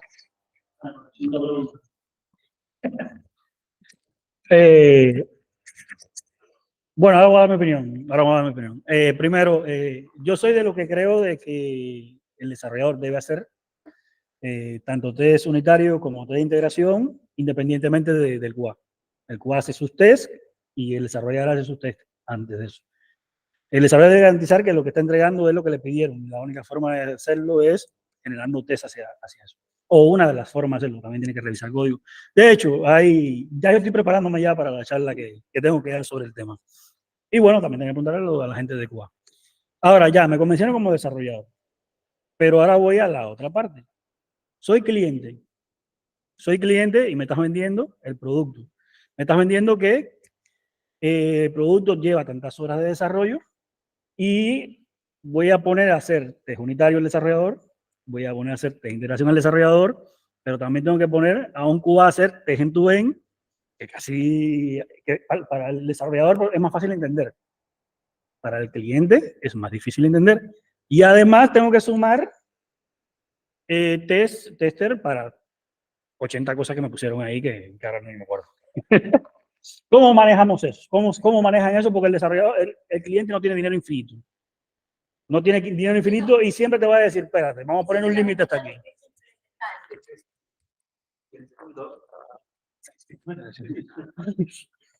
El punto ahí, que esto es como algo un poco más capaz que apuntado a ventas o a ventas comerciales o gerencias, está demostrado, hay un estudio, no sé cómo se llama, ni sé qué universidad de Estados Unidos lo hizo, así que no te voy a saber decir bien eso. No, es 100% real, que es mientras más antes se encuentre el error, o sea, mientras más antes de producción, más barato va a salir el costo del arreglo. Entonces, por eso es que es algo que viene adelante, el tema de la calidad es no solamente de una parte, sino como de un todo. A nosotros obviamente lo vemos como el equipo entero que quiere tener un producto de calidad y demás, y al cliente siempre se le puede mostrar como mientras esto se agarre a una edad temprana del producto, por llamarlo de una forma, va a ser menos costoso para él, y eso es lo que, al fin y al cabo, es lo que le interesa al cliente siempre. Menos costoso. No, y ahí también sumando a lo que dice Jonah, de vuelta, no reduciría, y que esto lo hablamos en la primera meetup, el rol del QA y del tester solamente la parte de testing. O sea, yo como QA me encargo de asegurar la calidad del producto final, pero también para garantizar que la calidad de ese producto final sea buena, tengo que garantizar que la calidad de mi proceso de trabajo sea buena. Así como hay project managers, product managers, digo, yo de calidad tengo que verificar que lo que estamos haciendo en nuestro proceso de trabajo duren 8 meses de trabajo, lo que fuera, las instancias que estamos teniendo, los entregables que se van realizando, el proceso que nosotros vamos haciendo, toda esa construcción, efectivamente tenga una buena calidad.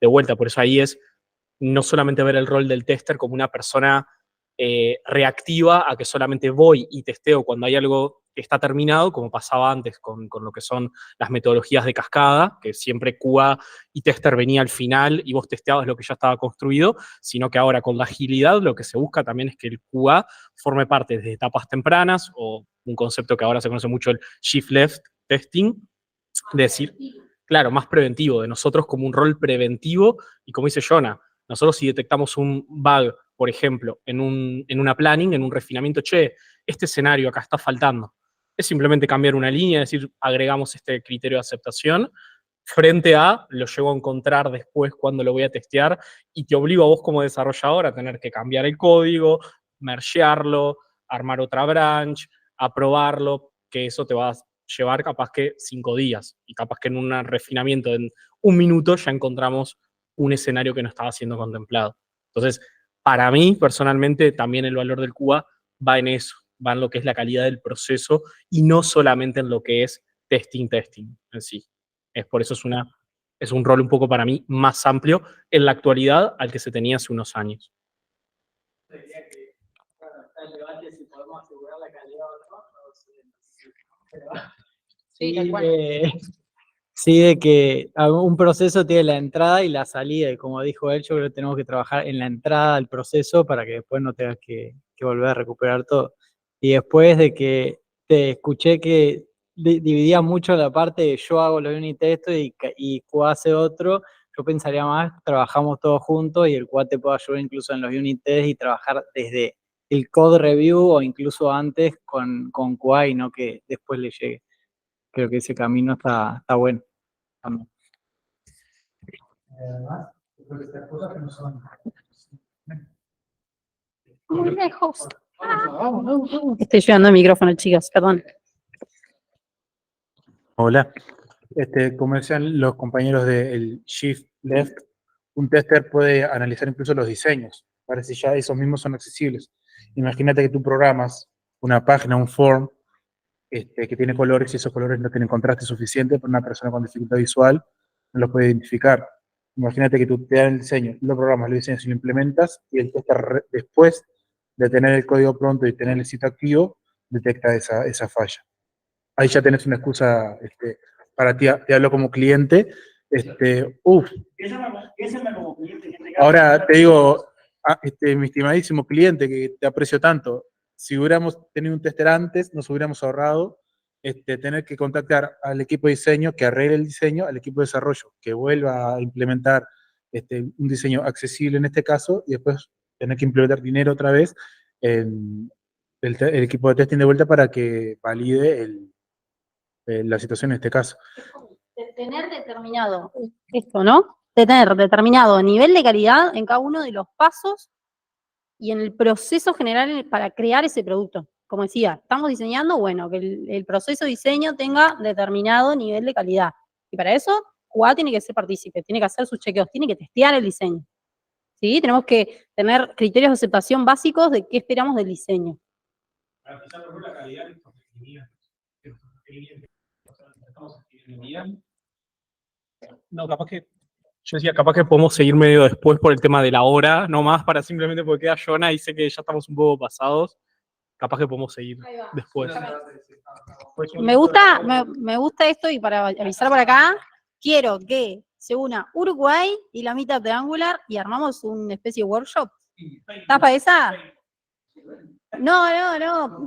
Una especie de workshop, cafecito, charlando. No, me gusta el intercambio y me gusta esto de cómo construir esto. Yo pensé la idea de que la cultura, de la calidad, un poco hablar Jonah de eso, es de todos, es responsabilidad de todos tenemos que estar con este mindset. Así que, nada, me encanta, Humberto, obviamente tenerte acá como desarrollador y representando eso, como las ideas y las dudas que se tienen cuando laburamos juntos. Así que, nada, próximo, hacemos un workshop, hacemos algo de eso.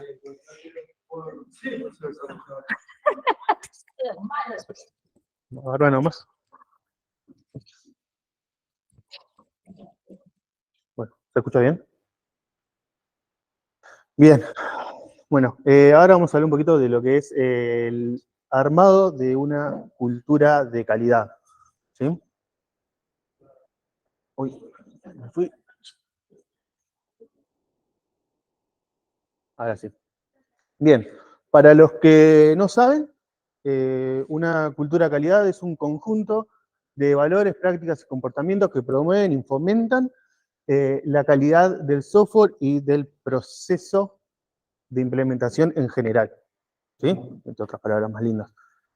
Como hablábamos, no solamente es esto está bien probado, sino que es un todo.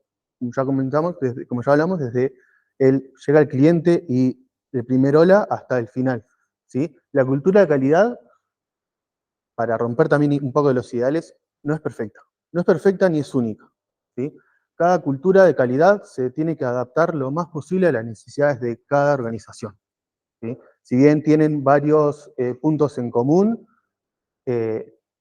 todas parten desde la misma base, pero luego cada una va adaptando a las necesidades que tiene. ¿Por qué esto es importante? Porque no todas las empresas tienen las mismas necesidades. Algunas se encargan de diferentes negocios o algunas simplemente tienen metodologías diferentes de trabajo. ¿Sí?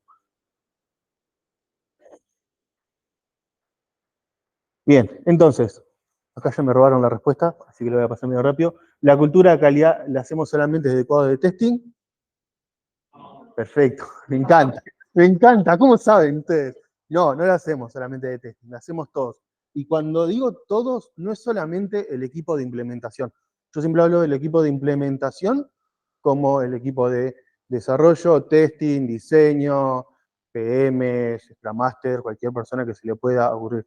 ¿Sí? No solamente del equipo de implementación, sino también va desde, como les decía, desde el primer hola con un cliente.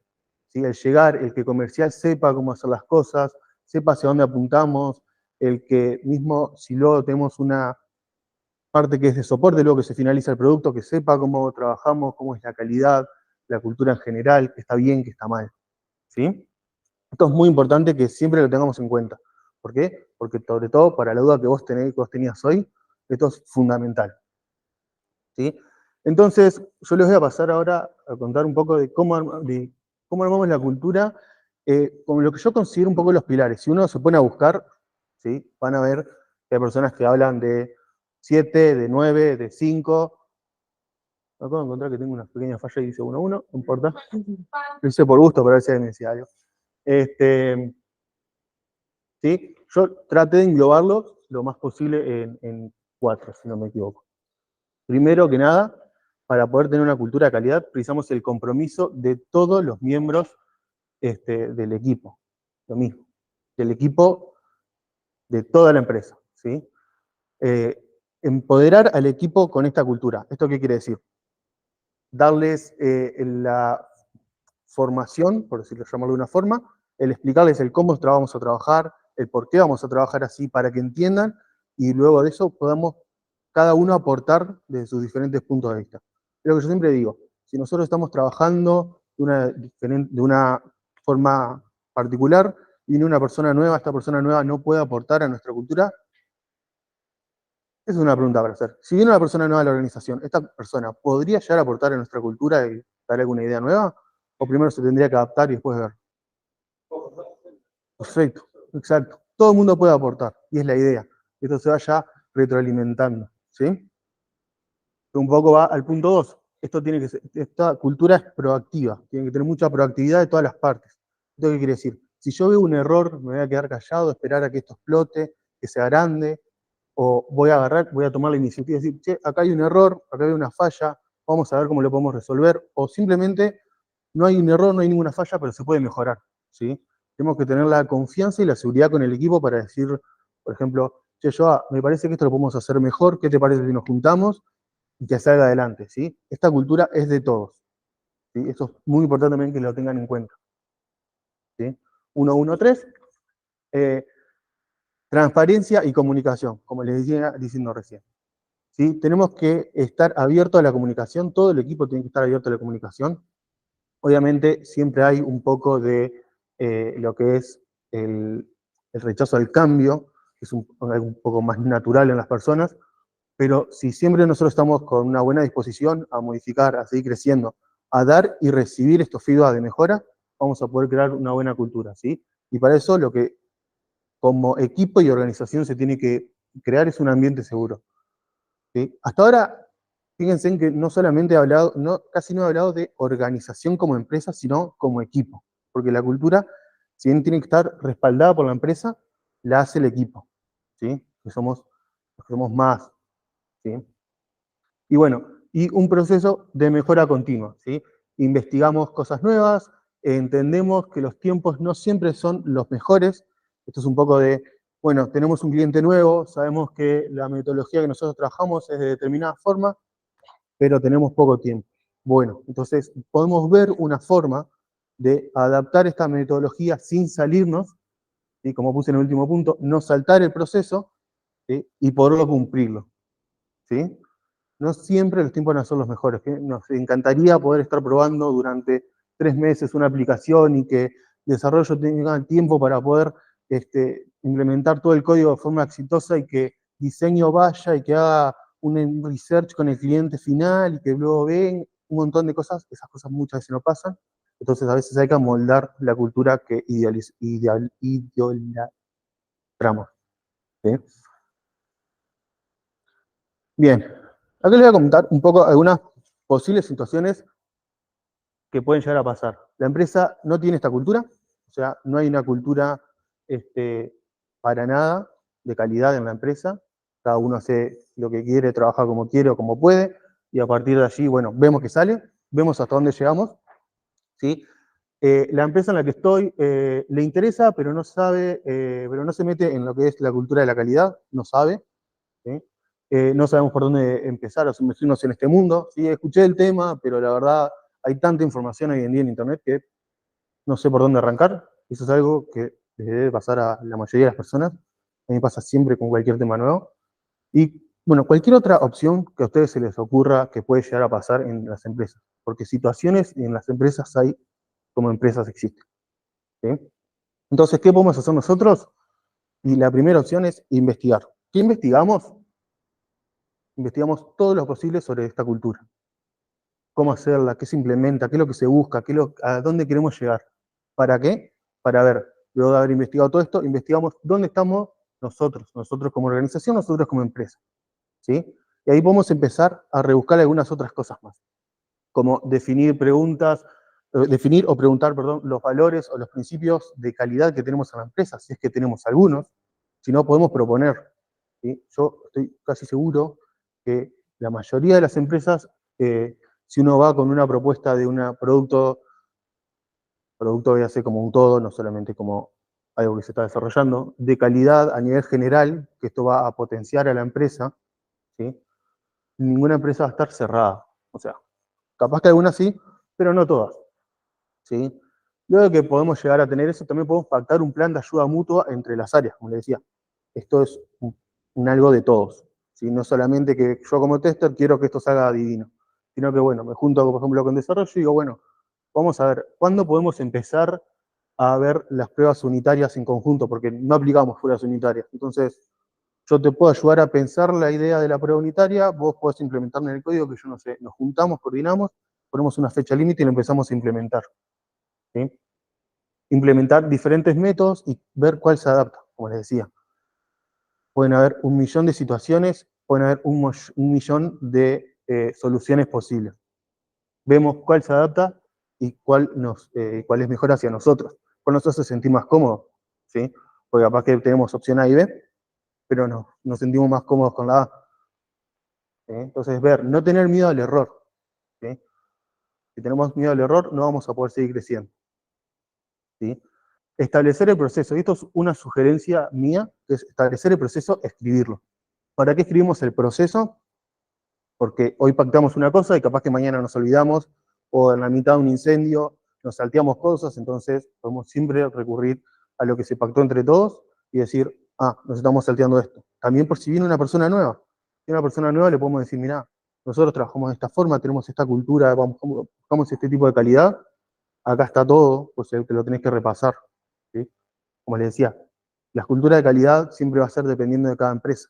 Entonces, pueden ser parecidas, pero no van a ser iguales. Y siempre vamos a querer buscar la excelencia. por más que no la lleguemos nunca. ¿Sí? Y luego, y este es el punto más importante, si en algún momento ustedes están en una posición en la cual podamos sacar métricas y hacer seguimientos, eso va a ser el mayor hincapié de todos, ¿sí? El mayor puntapié, mejor dicho. ¿Sí? ¿Esto qué quiere decir con métricas y seguimientos? Vemos cuántos, por ejemplo, si trabajamos en metodologías ágiles, si trabajamos en sprints, periodo de semanas, vemos cuántos incidentes se reportaron, de qué severidad son esos incidentes, qué tanto estamos nosotros trancados. Empezamos a implementar algo parecido a una metodología, a una cultura de calidad, en el cual hablamos con diseño, desarrollo, y simplemente con las áreas que estamos trabajando lo más cercanos posible, ¿sí? No nos vamos a venta. En una primera instancia, agarramos solamente el área de operaciones. Y empezamos a ver, bueno, ¿qué te parece si empezamos a negociar entre nosotros, buscando lo que más nos sirve? Entonces, luego de un periodo, esto no va a ser de un momento para otro, esto es algo que tienen que entender que lleva su proceso, porque es un cambio que se hace a nivel empresarial luego. Luego vemos, y capaz que la primera vez que sacamos unas métricas, descubrimos que teníamos, voy a tirar un número random, 10 incidentes bloqueantes, 50 mayores. ¿Sí? Eso se produjo en 2 semanas. ¿Sí? Y luego, capaz que cuando empezamos a implementar esto, vimos que teníamos, en vez de los 50 bloqueantes, que en vez de los 10 bloqueantes, 1. ¿Sí? Y en vez de los 50 tendríamos 20. ¿Sí? La reducción del número es mucho. Eso es un sobretrabajo que ya no se está haciendo. Entonces, ahí empezamos a construir todo lo que es la cultura de la calidad. ¿Desde dónde? Desde un granito, desde una persona que dijo, sí, si empezamos a sacar esto acá y empezamos a comparar y nos juntamos y lo vamos viendo y demás, ¿sí? Que esto no son reuniones, no se crean que son reuniones de 4 horas por día. Esto es una reunión, un estudio y una implementación, vemos si funciona. No funciona, implementamos otra cosa. No funciona, buscamos otra forma. Ah, no existe esta forma que estamos buscando, la buscamos entre nosotros, inventamos una nueva forma y empezamos a construir la calidad. Luego que tenemos estos números, ahí sí se puede empezar a escalar a nivel organizacional. Lo llevamos a gerentes, ¿sí? Lo llevamos a otras áreas, empezamos a comentar, empezamos a hacer los partes de, ¿sí? Nos empezamos a meter entre todos. ¿Sí? Entonces, acá es un punto muy importante, y se los puse así como con algunos, como en 2 grandes partes. ¿Qué se busca con esta cultura y qué evitamos? ¿Qué buscamos? Conocer objetivos de la empresa. ¿Sí? Cualquier persona que esté trabajando hoy en día en una organización, acabadísimo, ¿qué es lo que están buscando? ¿Qué es lo que quiere la empresa para sus productos? Las empresas siempre van a querer que su nombre, ¿sí? sea un sinónimo de buenos productos. ¿Sí? Que si yo digo, por ejemplo, Switch, que la gente piense, Switch hace buenos productos con buena calidad en general, ¿sí? Que sigo Rustor, que sigo Dual, que sigo cualquier empresa, que lo asocien con algo bueno, no que digan, vos sabés que me pasó una... ¿Sí? Entonces, sabemos cuáles son los objetivos de la empresa y hacia ahí buscamos, vamos avanzando. ¿Sí? ¿Por qué les digo esto? Porque es importante también no solamente decir, bueno, a partir de ahora vamos a poner 400 cosas, vamos a hacer pruebas unitarias, pruebas de integración, lo vamos a pasar por 8 programas y luego lo vamos a liderar a testing. Luego testing lo va a probar, luego vamos a ver si el cliente lo acepta, luego vamos a subir y bajar la montaña porque eso lleva un costo muy grande. Entonces ahí nos van a parar desde la empresa. Entonces lo importante ahí es qué buscamos y tratemos de hacerlo esta cultura apuntando hacia ahí, buscando una calidad sólida, pero buscando una calidad sólida que le sirva a la empresa y a las personas que estamos trabajando. ¿Sí? Integrar a las diferentes áreas. ¿Sí? No sirve de nada que esté solamente testing y desarrollo trabajando, o testing y diseño, o diseño y desarrollo, trabajando en esta cultura de calidad si no participamos en las demás áreas. Si no participa testing, si no participa ventas, inclusive si no participa comercial. Porque esto es algo que luego que se logra, si esto se exporta al mundo, por llamarlo de una forma, si esto se demuestra, ¿sí? Comercial va a ser parte de esto. ¿Sí? Los famosos proyectos o clientes que para remarcar, que uno cuando entra a las páginas visualiza y demás, ¿sí? Son productos que la empresa se siente orgullosa de mostrar. Entonces, Mientras más productos tengamos donde nos sintamos orgullosos, más participamos, ¿sí? Y esto, como les decía, empezamos de una semillita, de un, che, me gustaría no tener retrabajo en probar esto. ¿Cómo hacemos? Empezamos a buscar la forma, ¿sí? Bajamos los costos de los errores, lo que respondía hoy. Mientras el error se encuentre en una etapa más temprana, ¿sí? A nivel de cliente final, de cliente, va a ser más barato el arreglo, ¿sí?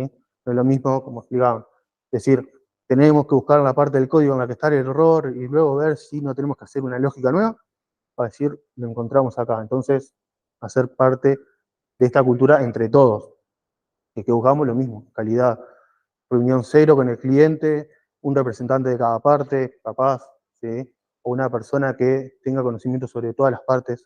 Yo siempre aconsejo que esté una persona de cada parte, un tester, un desarrollador, ¿sí? Un diseñador, ¿sí?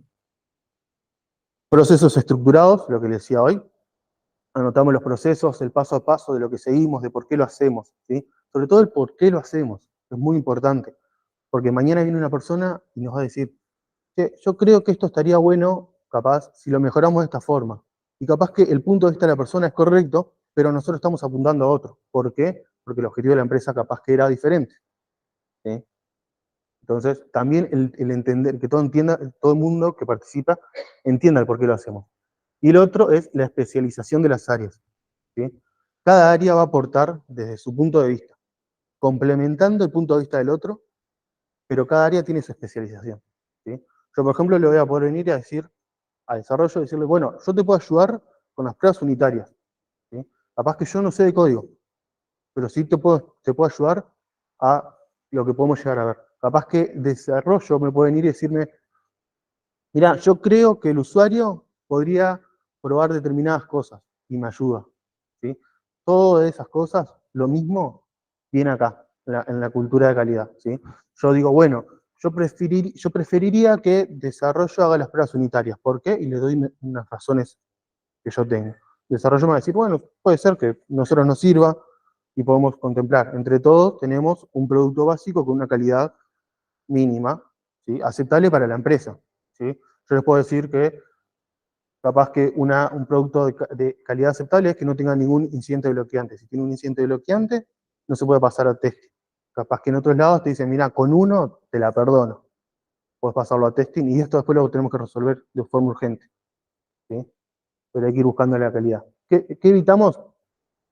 Problemas de rendimiento. ¿Problemas de rendimiento en dónde? En el equipo, ¿sí?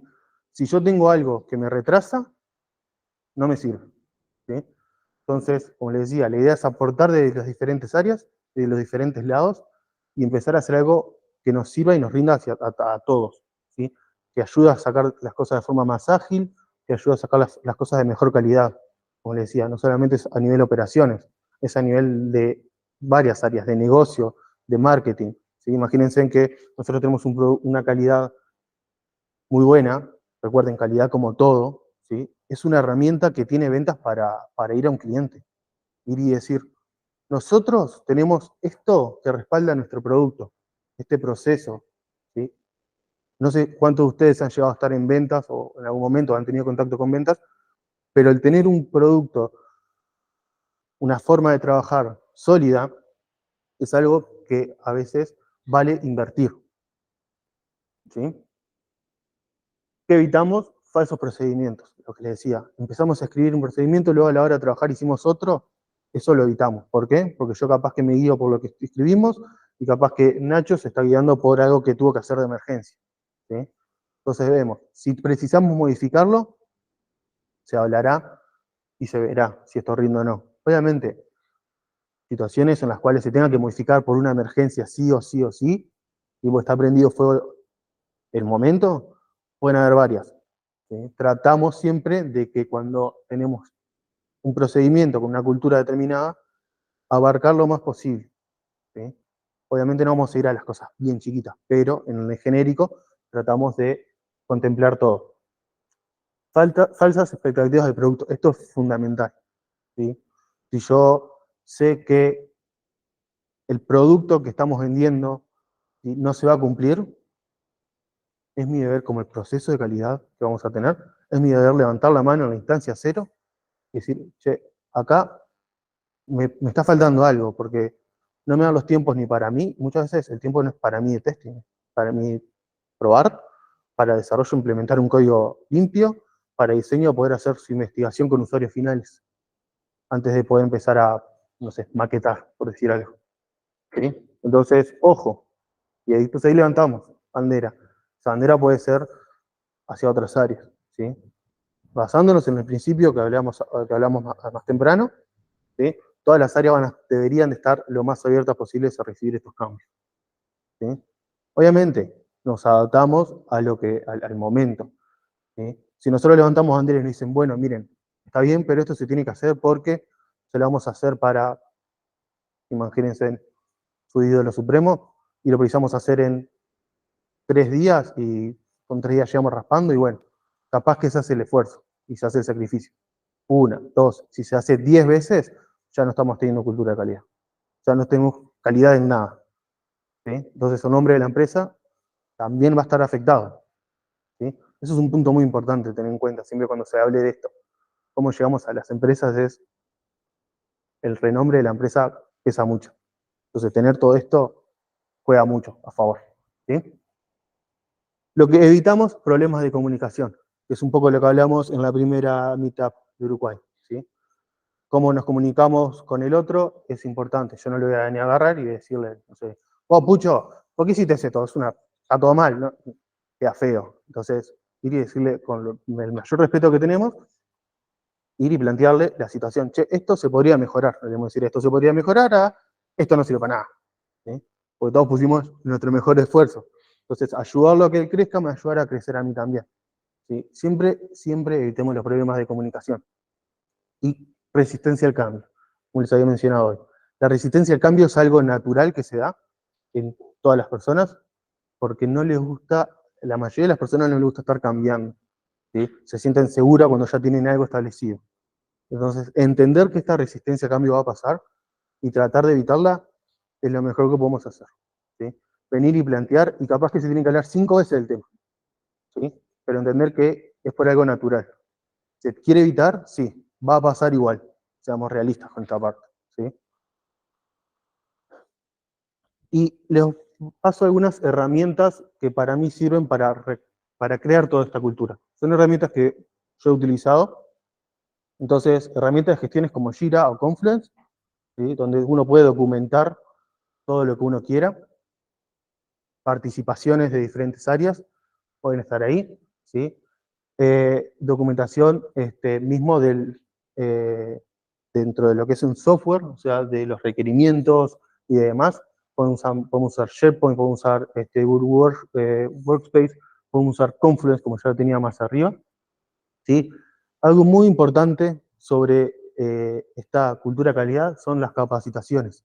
Si todos nos quedamos con herramientas y con formas de trabajo de, no sé, 1990, y no vamos a estar utilizados, no va a rendirse, ¿sí? Porque la idea es que todo esto va creciendo de una forma positiva para todos. Entonces, tener formaciones, capacitaciones. ¿Qué tipo de capacitaciones? Siempre hay dos. Las, yo llamo formales y las informales. Las formales es, vamos a la facultad, estudiamos ingeniería, hacemos cursos de testing y demás, pero algo muy fuerte que hay, que yo uso mucho, son las capacitaciones informales, que es, yo sé un tema, yo estudié este tema de una capacitación formal o por mi cuenta leyendo documentos y demás, y esa capacitación, ese conocimiento se lo comparto al equipo, ¿sí? A todo el equipo se lo comparto. Si yo salgo de testing, no solamente se lo comparto al tester, ¿sí? Si se da la ocasión, se lo comparto también al desarrollador, se lo comparto también a la persona de ventas, se lo comparto a todas las personas que quiera saber. ¿Por qué? Porque mañana esto nos va a servir para todos, ¿sí? Vamos a un ejemplo que puede ser un poco básico. Aprendimos a usar Postman, que es algo que no se sabía en la empresa. Yo voy y se lo cuento al equipo de testing. Buenísimo. Ahora voy y se lo cuento al equipo de desarrollo. Buenísimo. También eso les sirve. Ahora voy y se lo cuento al equipo de ventas. ¿Para qué les servirá a ellos saber que nosotros sabemos usar Postman ahora? Bueno, es algo que se está agregando al proceso, entonces ellos saben que esta herramienta nueva nos va a ayudar a potenciar todo lo que nosotros estemos implementando, y ellos saben que esto tiene un costo extra. Es un poco más de ganancias en la empresa. ¿Sí? Es más conocimiento que usa marketing para vendernos. ¿Sí? Algunas herramientas, por ejemplo, de control de calidad de códigos. ¿Sí?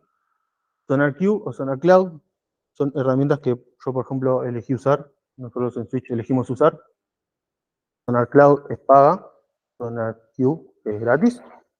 Una de las cosas que nosotros hicimos es, nosotros en Switch tenemos servidores locales. Entonces, como no vamos a pagar todos los usuarios de SonarCloud para que todos puedan acceder, instalamos en un servidor local, en el cual todas las personas tienen acceso. Con un determinado usuario y una determinada contraseña tienen acceso. Dependiendo del rol o el seniority, nosotros definimos qué acceso van a tener, si solo de lectura, si de configuración, o demás. Pero todos podemos ver. Entonces, por ejemplo, nuestro proceso es, cuando se libera algo, se hace un pasaje por sonar, y eso tiene que dar determinado puntaje, ¿sí? Determinada calidad.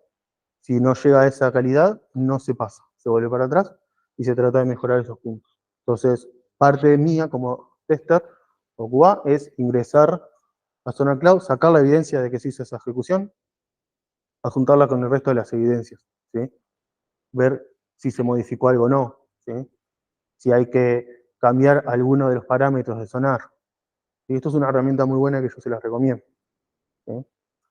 Y bueno, luego lo que son seguimientos o informes de planilla de Excel o TXT, lo que les guste más utilizar, ¿sí? Y datos interesantes, por ejemplo esto, ¿cuántos bugs se reportan? Esto es algo importante porque cada bug reportado quiere decir un retrabajo o un trabajo que no se tuvo en cuenta cuando se pensó todo esto. Si yo reporto, cuando el usuario hace clic en esta parte, como no se pensó la lógica, ¿sí? Porque se viene desde otro lado, explota. O no se comporta como nosotros decíamos. Eso es un bug importantísimo, ¿sí? No se pensó bien, capaz que hay que hacer todo vuelta, lleva un montón de tiempo, ¿sí? ¿Cuántos bugs cerramos? No es lo mismo decir, se reportaron 20 y se cerraron 19, a decir, se reportaron 20 y se cerró 1, ¿sí? Quedan 19 bugs que se van a tener que trabajar en algún momento, siempre viendo las prioridades, ¿sí? Son números importantes para tener en cuenta. ¿Y en qué etapa se detecta? Nadie es perfecto. Nadie agarra todos los bugs en testing, nadie agarra todos los bugs en desarrollo, ni en ninguna cosa. Si tenemos un bug en producción, hay que ser honestos también y decir, se pasó X cantidad de bugs, en producción se detectaron estos, y son importantes también. Entonces sabemos que un bug en producción, cuando eso se lleva a costos, tiene un costo determinado. Y luego analizamos el porqué. Y vemos si esto es porque una falla en nuestra cultura de calidad de empezamos con determinados procesos, determinados pasos, y esto nunca lo tuvimos en cuenta, ¿sí? O es simplemente un bug porque se nos pasó un bug y porque está perfecto, se nos pasa un bug, ¿sí? Entonces, algunos datos interesantes que yo les quería compartir, como para que ustedes supieran por dónde poder empezar, ¿sí? Los datos. Obviamente, cada uno puede ver, dependiendo de sus necesidades, dependiendo en dónde se encuentren, dependiendo un montón de cosas, qué es lo que les sirve y qué no. Como les decía en un principio, las culturas de calidad en general se tienen que adaptar a las necesidades que tengan como organización, ¿sí? Como equipo, ¿sí? ¿Alguna pregunta sobre todo esto? ¿Ninguna? Muchas gracias.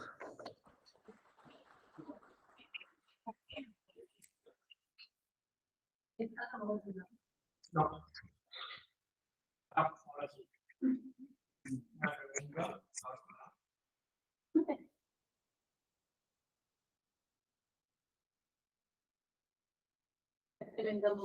Sí, sí, está escribiendo Pablo ahora desde otra cuenta.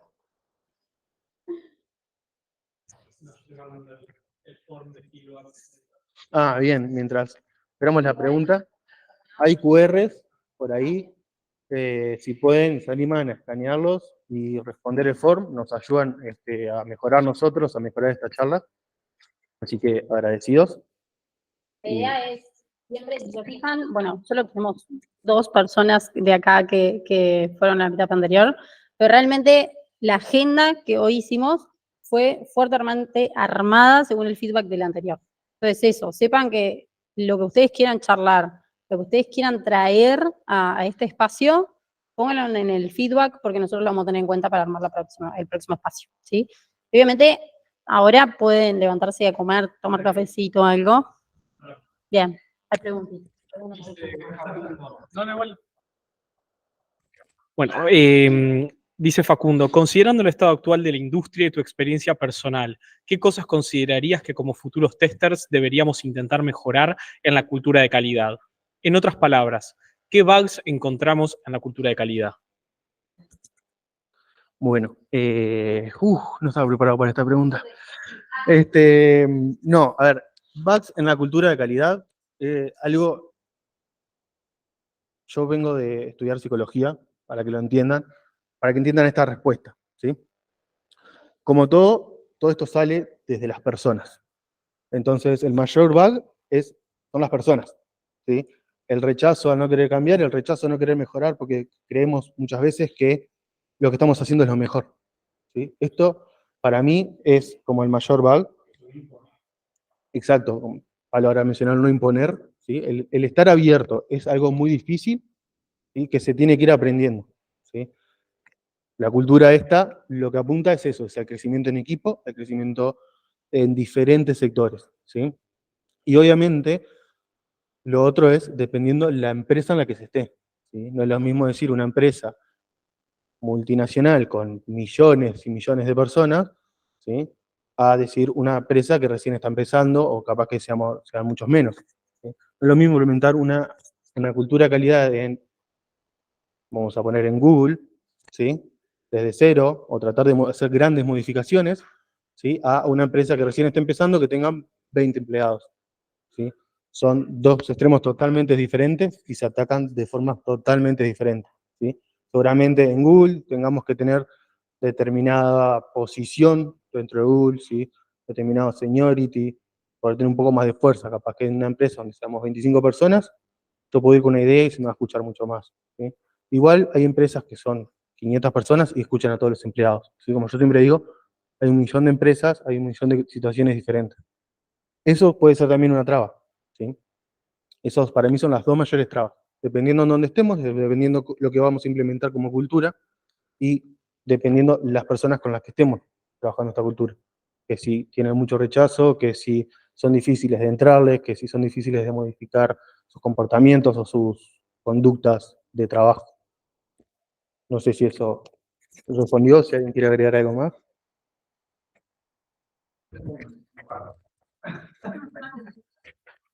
Gracias.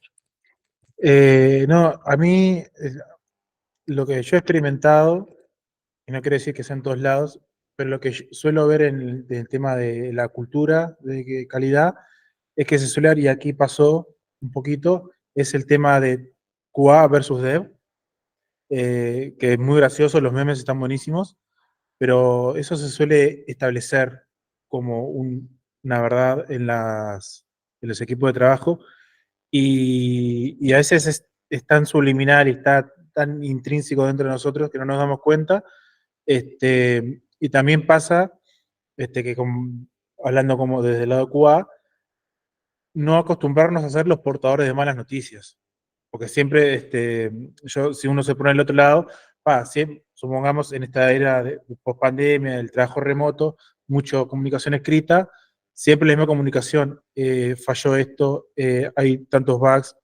Si solo esa es la comunicación, ya cuando me toca la notificación y me aparece mi nombre, y no me deben querer ni ver ya. Entonces, vos lo nombraste, el tema de la comunicación y intentar derribar un poco de tester versus dev y crear como, donde yo trabajo ahora se dice tech team, que incluye dev y QA. Entonces, eso como ha unificado también, que lo nombraba el compañero allá, como trabajar juntos, también creo que hay algo que también como que se puede mejorar. Sin duda, sí. Es importante, sí, que la cultura de calidad se cree como un todo. Por eso yo sigo diciendo que tiene que ser responsabilidad de todos. Y para eso no tiene que existir esa competencia o esos, nos encantan los memes, nos encantan las bromas, pero en realidad después en el día a día somos un equipo y dentro de la cultura de calidad tiene que estar la cultura del feedback. Esto de yo comunico un bug y me lo toman a mal, no. Estamos ayudándonos en conjunto, estamos los dos en el mismo barco para que este barco salga bien a producción. ¿Sí? Tenés que tomarlo como estamos juntos en esto y es la mejora continua. Eso es, tener la cabeza de feedback, de que el feedback es una oportunidad de mejora para yo ser mejor profesional. Como QA, como developer o como sea. Una cosita, el feedback no solamente es saber darlo, el feedback no siempre es algo negativo, ¿sí? El decirle a alguien, che, tengo un feedback para darte, no es, hay que mejorar esto. El feedback puede ser, che, esto que estás haciendo está tremendo. O sea, de verdad te quiero felicitar porque a mí me ha pasado trabajar, por ejemplo, con gente que le digo, che, me encanta el código que haces porque no me choca, no me explota, yo lo puedo probar como un usuario final, lo puedo pensar como, siempre digo lo mismo, como mi abuela de 80 años y le va a funcionar. Me encanta el código, espero que sigas así porque está tremendo. Y eso es un feedback, y es tremendo feedback. O sea, complementando un poco lo que decías, no solamente hay que hacer el feedback de, che, hay que mejorar esto, sino que es, che, esto que estamos haciendo también está bueno y hay que reconocerlo. Y eso muchas veces no pasa. Digo, porque me ha pasado entre el equipo decir, che, hay cosas para mejorar, y sí, pero lo que ya teníamos para mejorar, ya lo mejoramos, y mejoramos un montón. Vamos a aplaudir esto también, porque está bueno, ¿sí? Y es parte de esta cultura. Yo tengo un backcito. No, como QA, siento que nos preparamos mucho en la parte de procesos a la hora de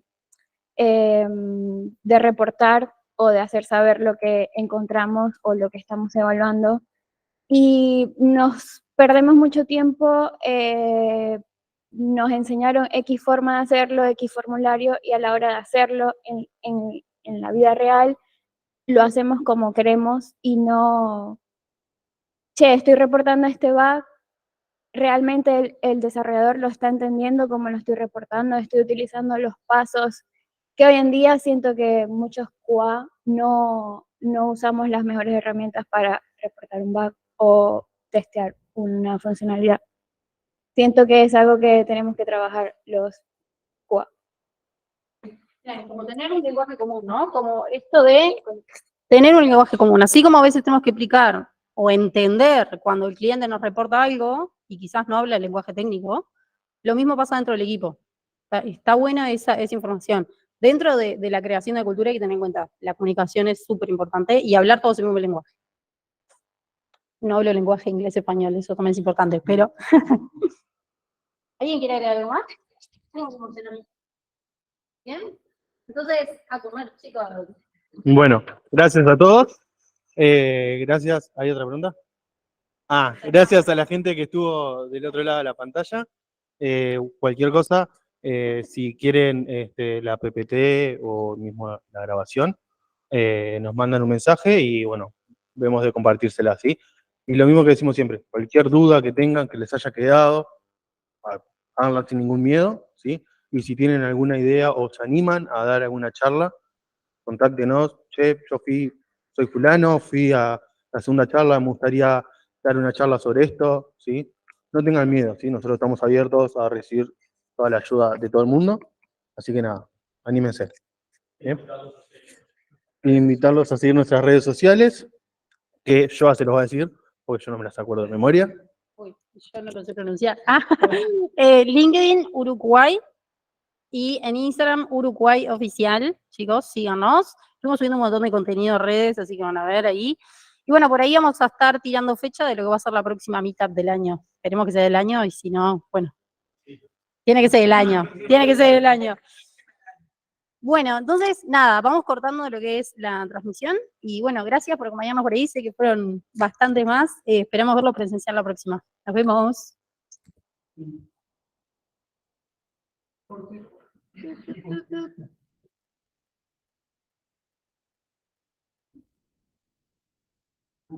Muy bien, chicos. Ahora pueden comer.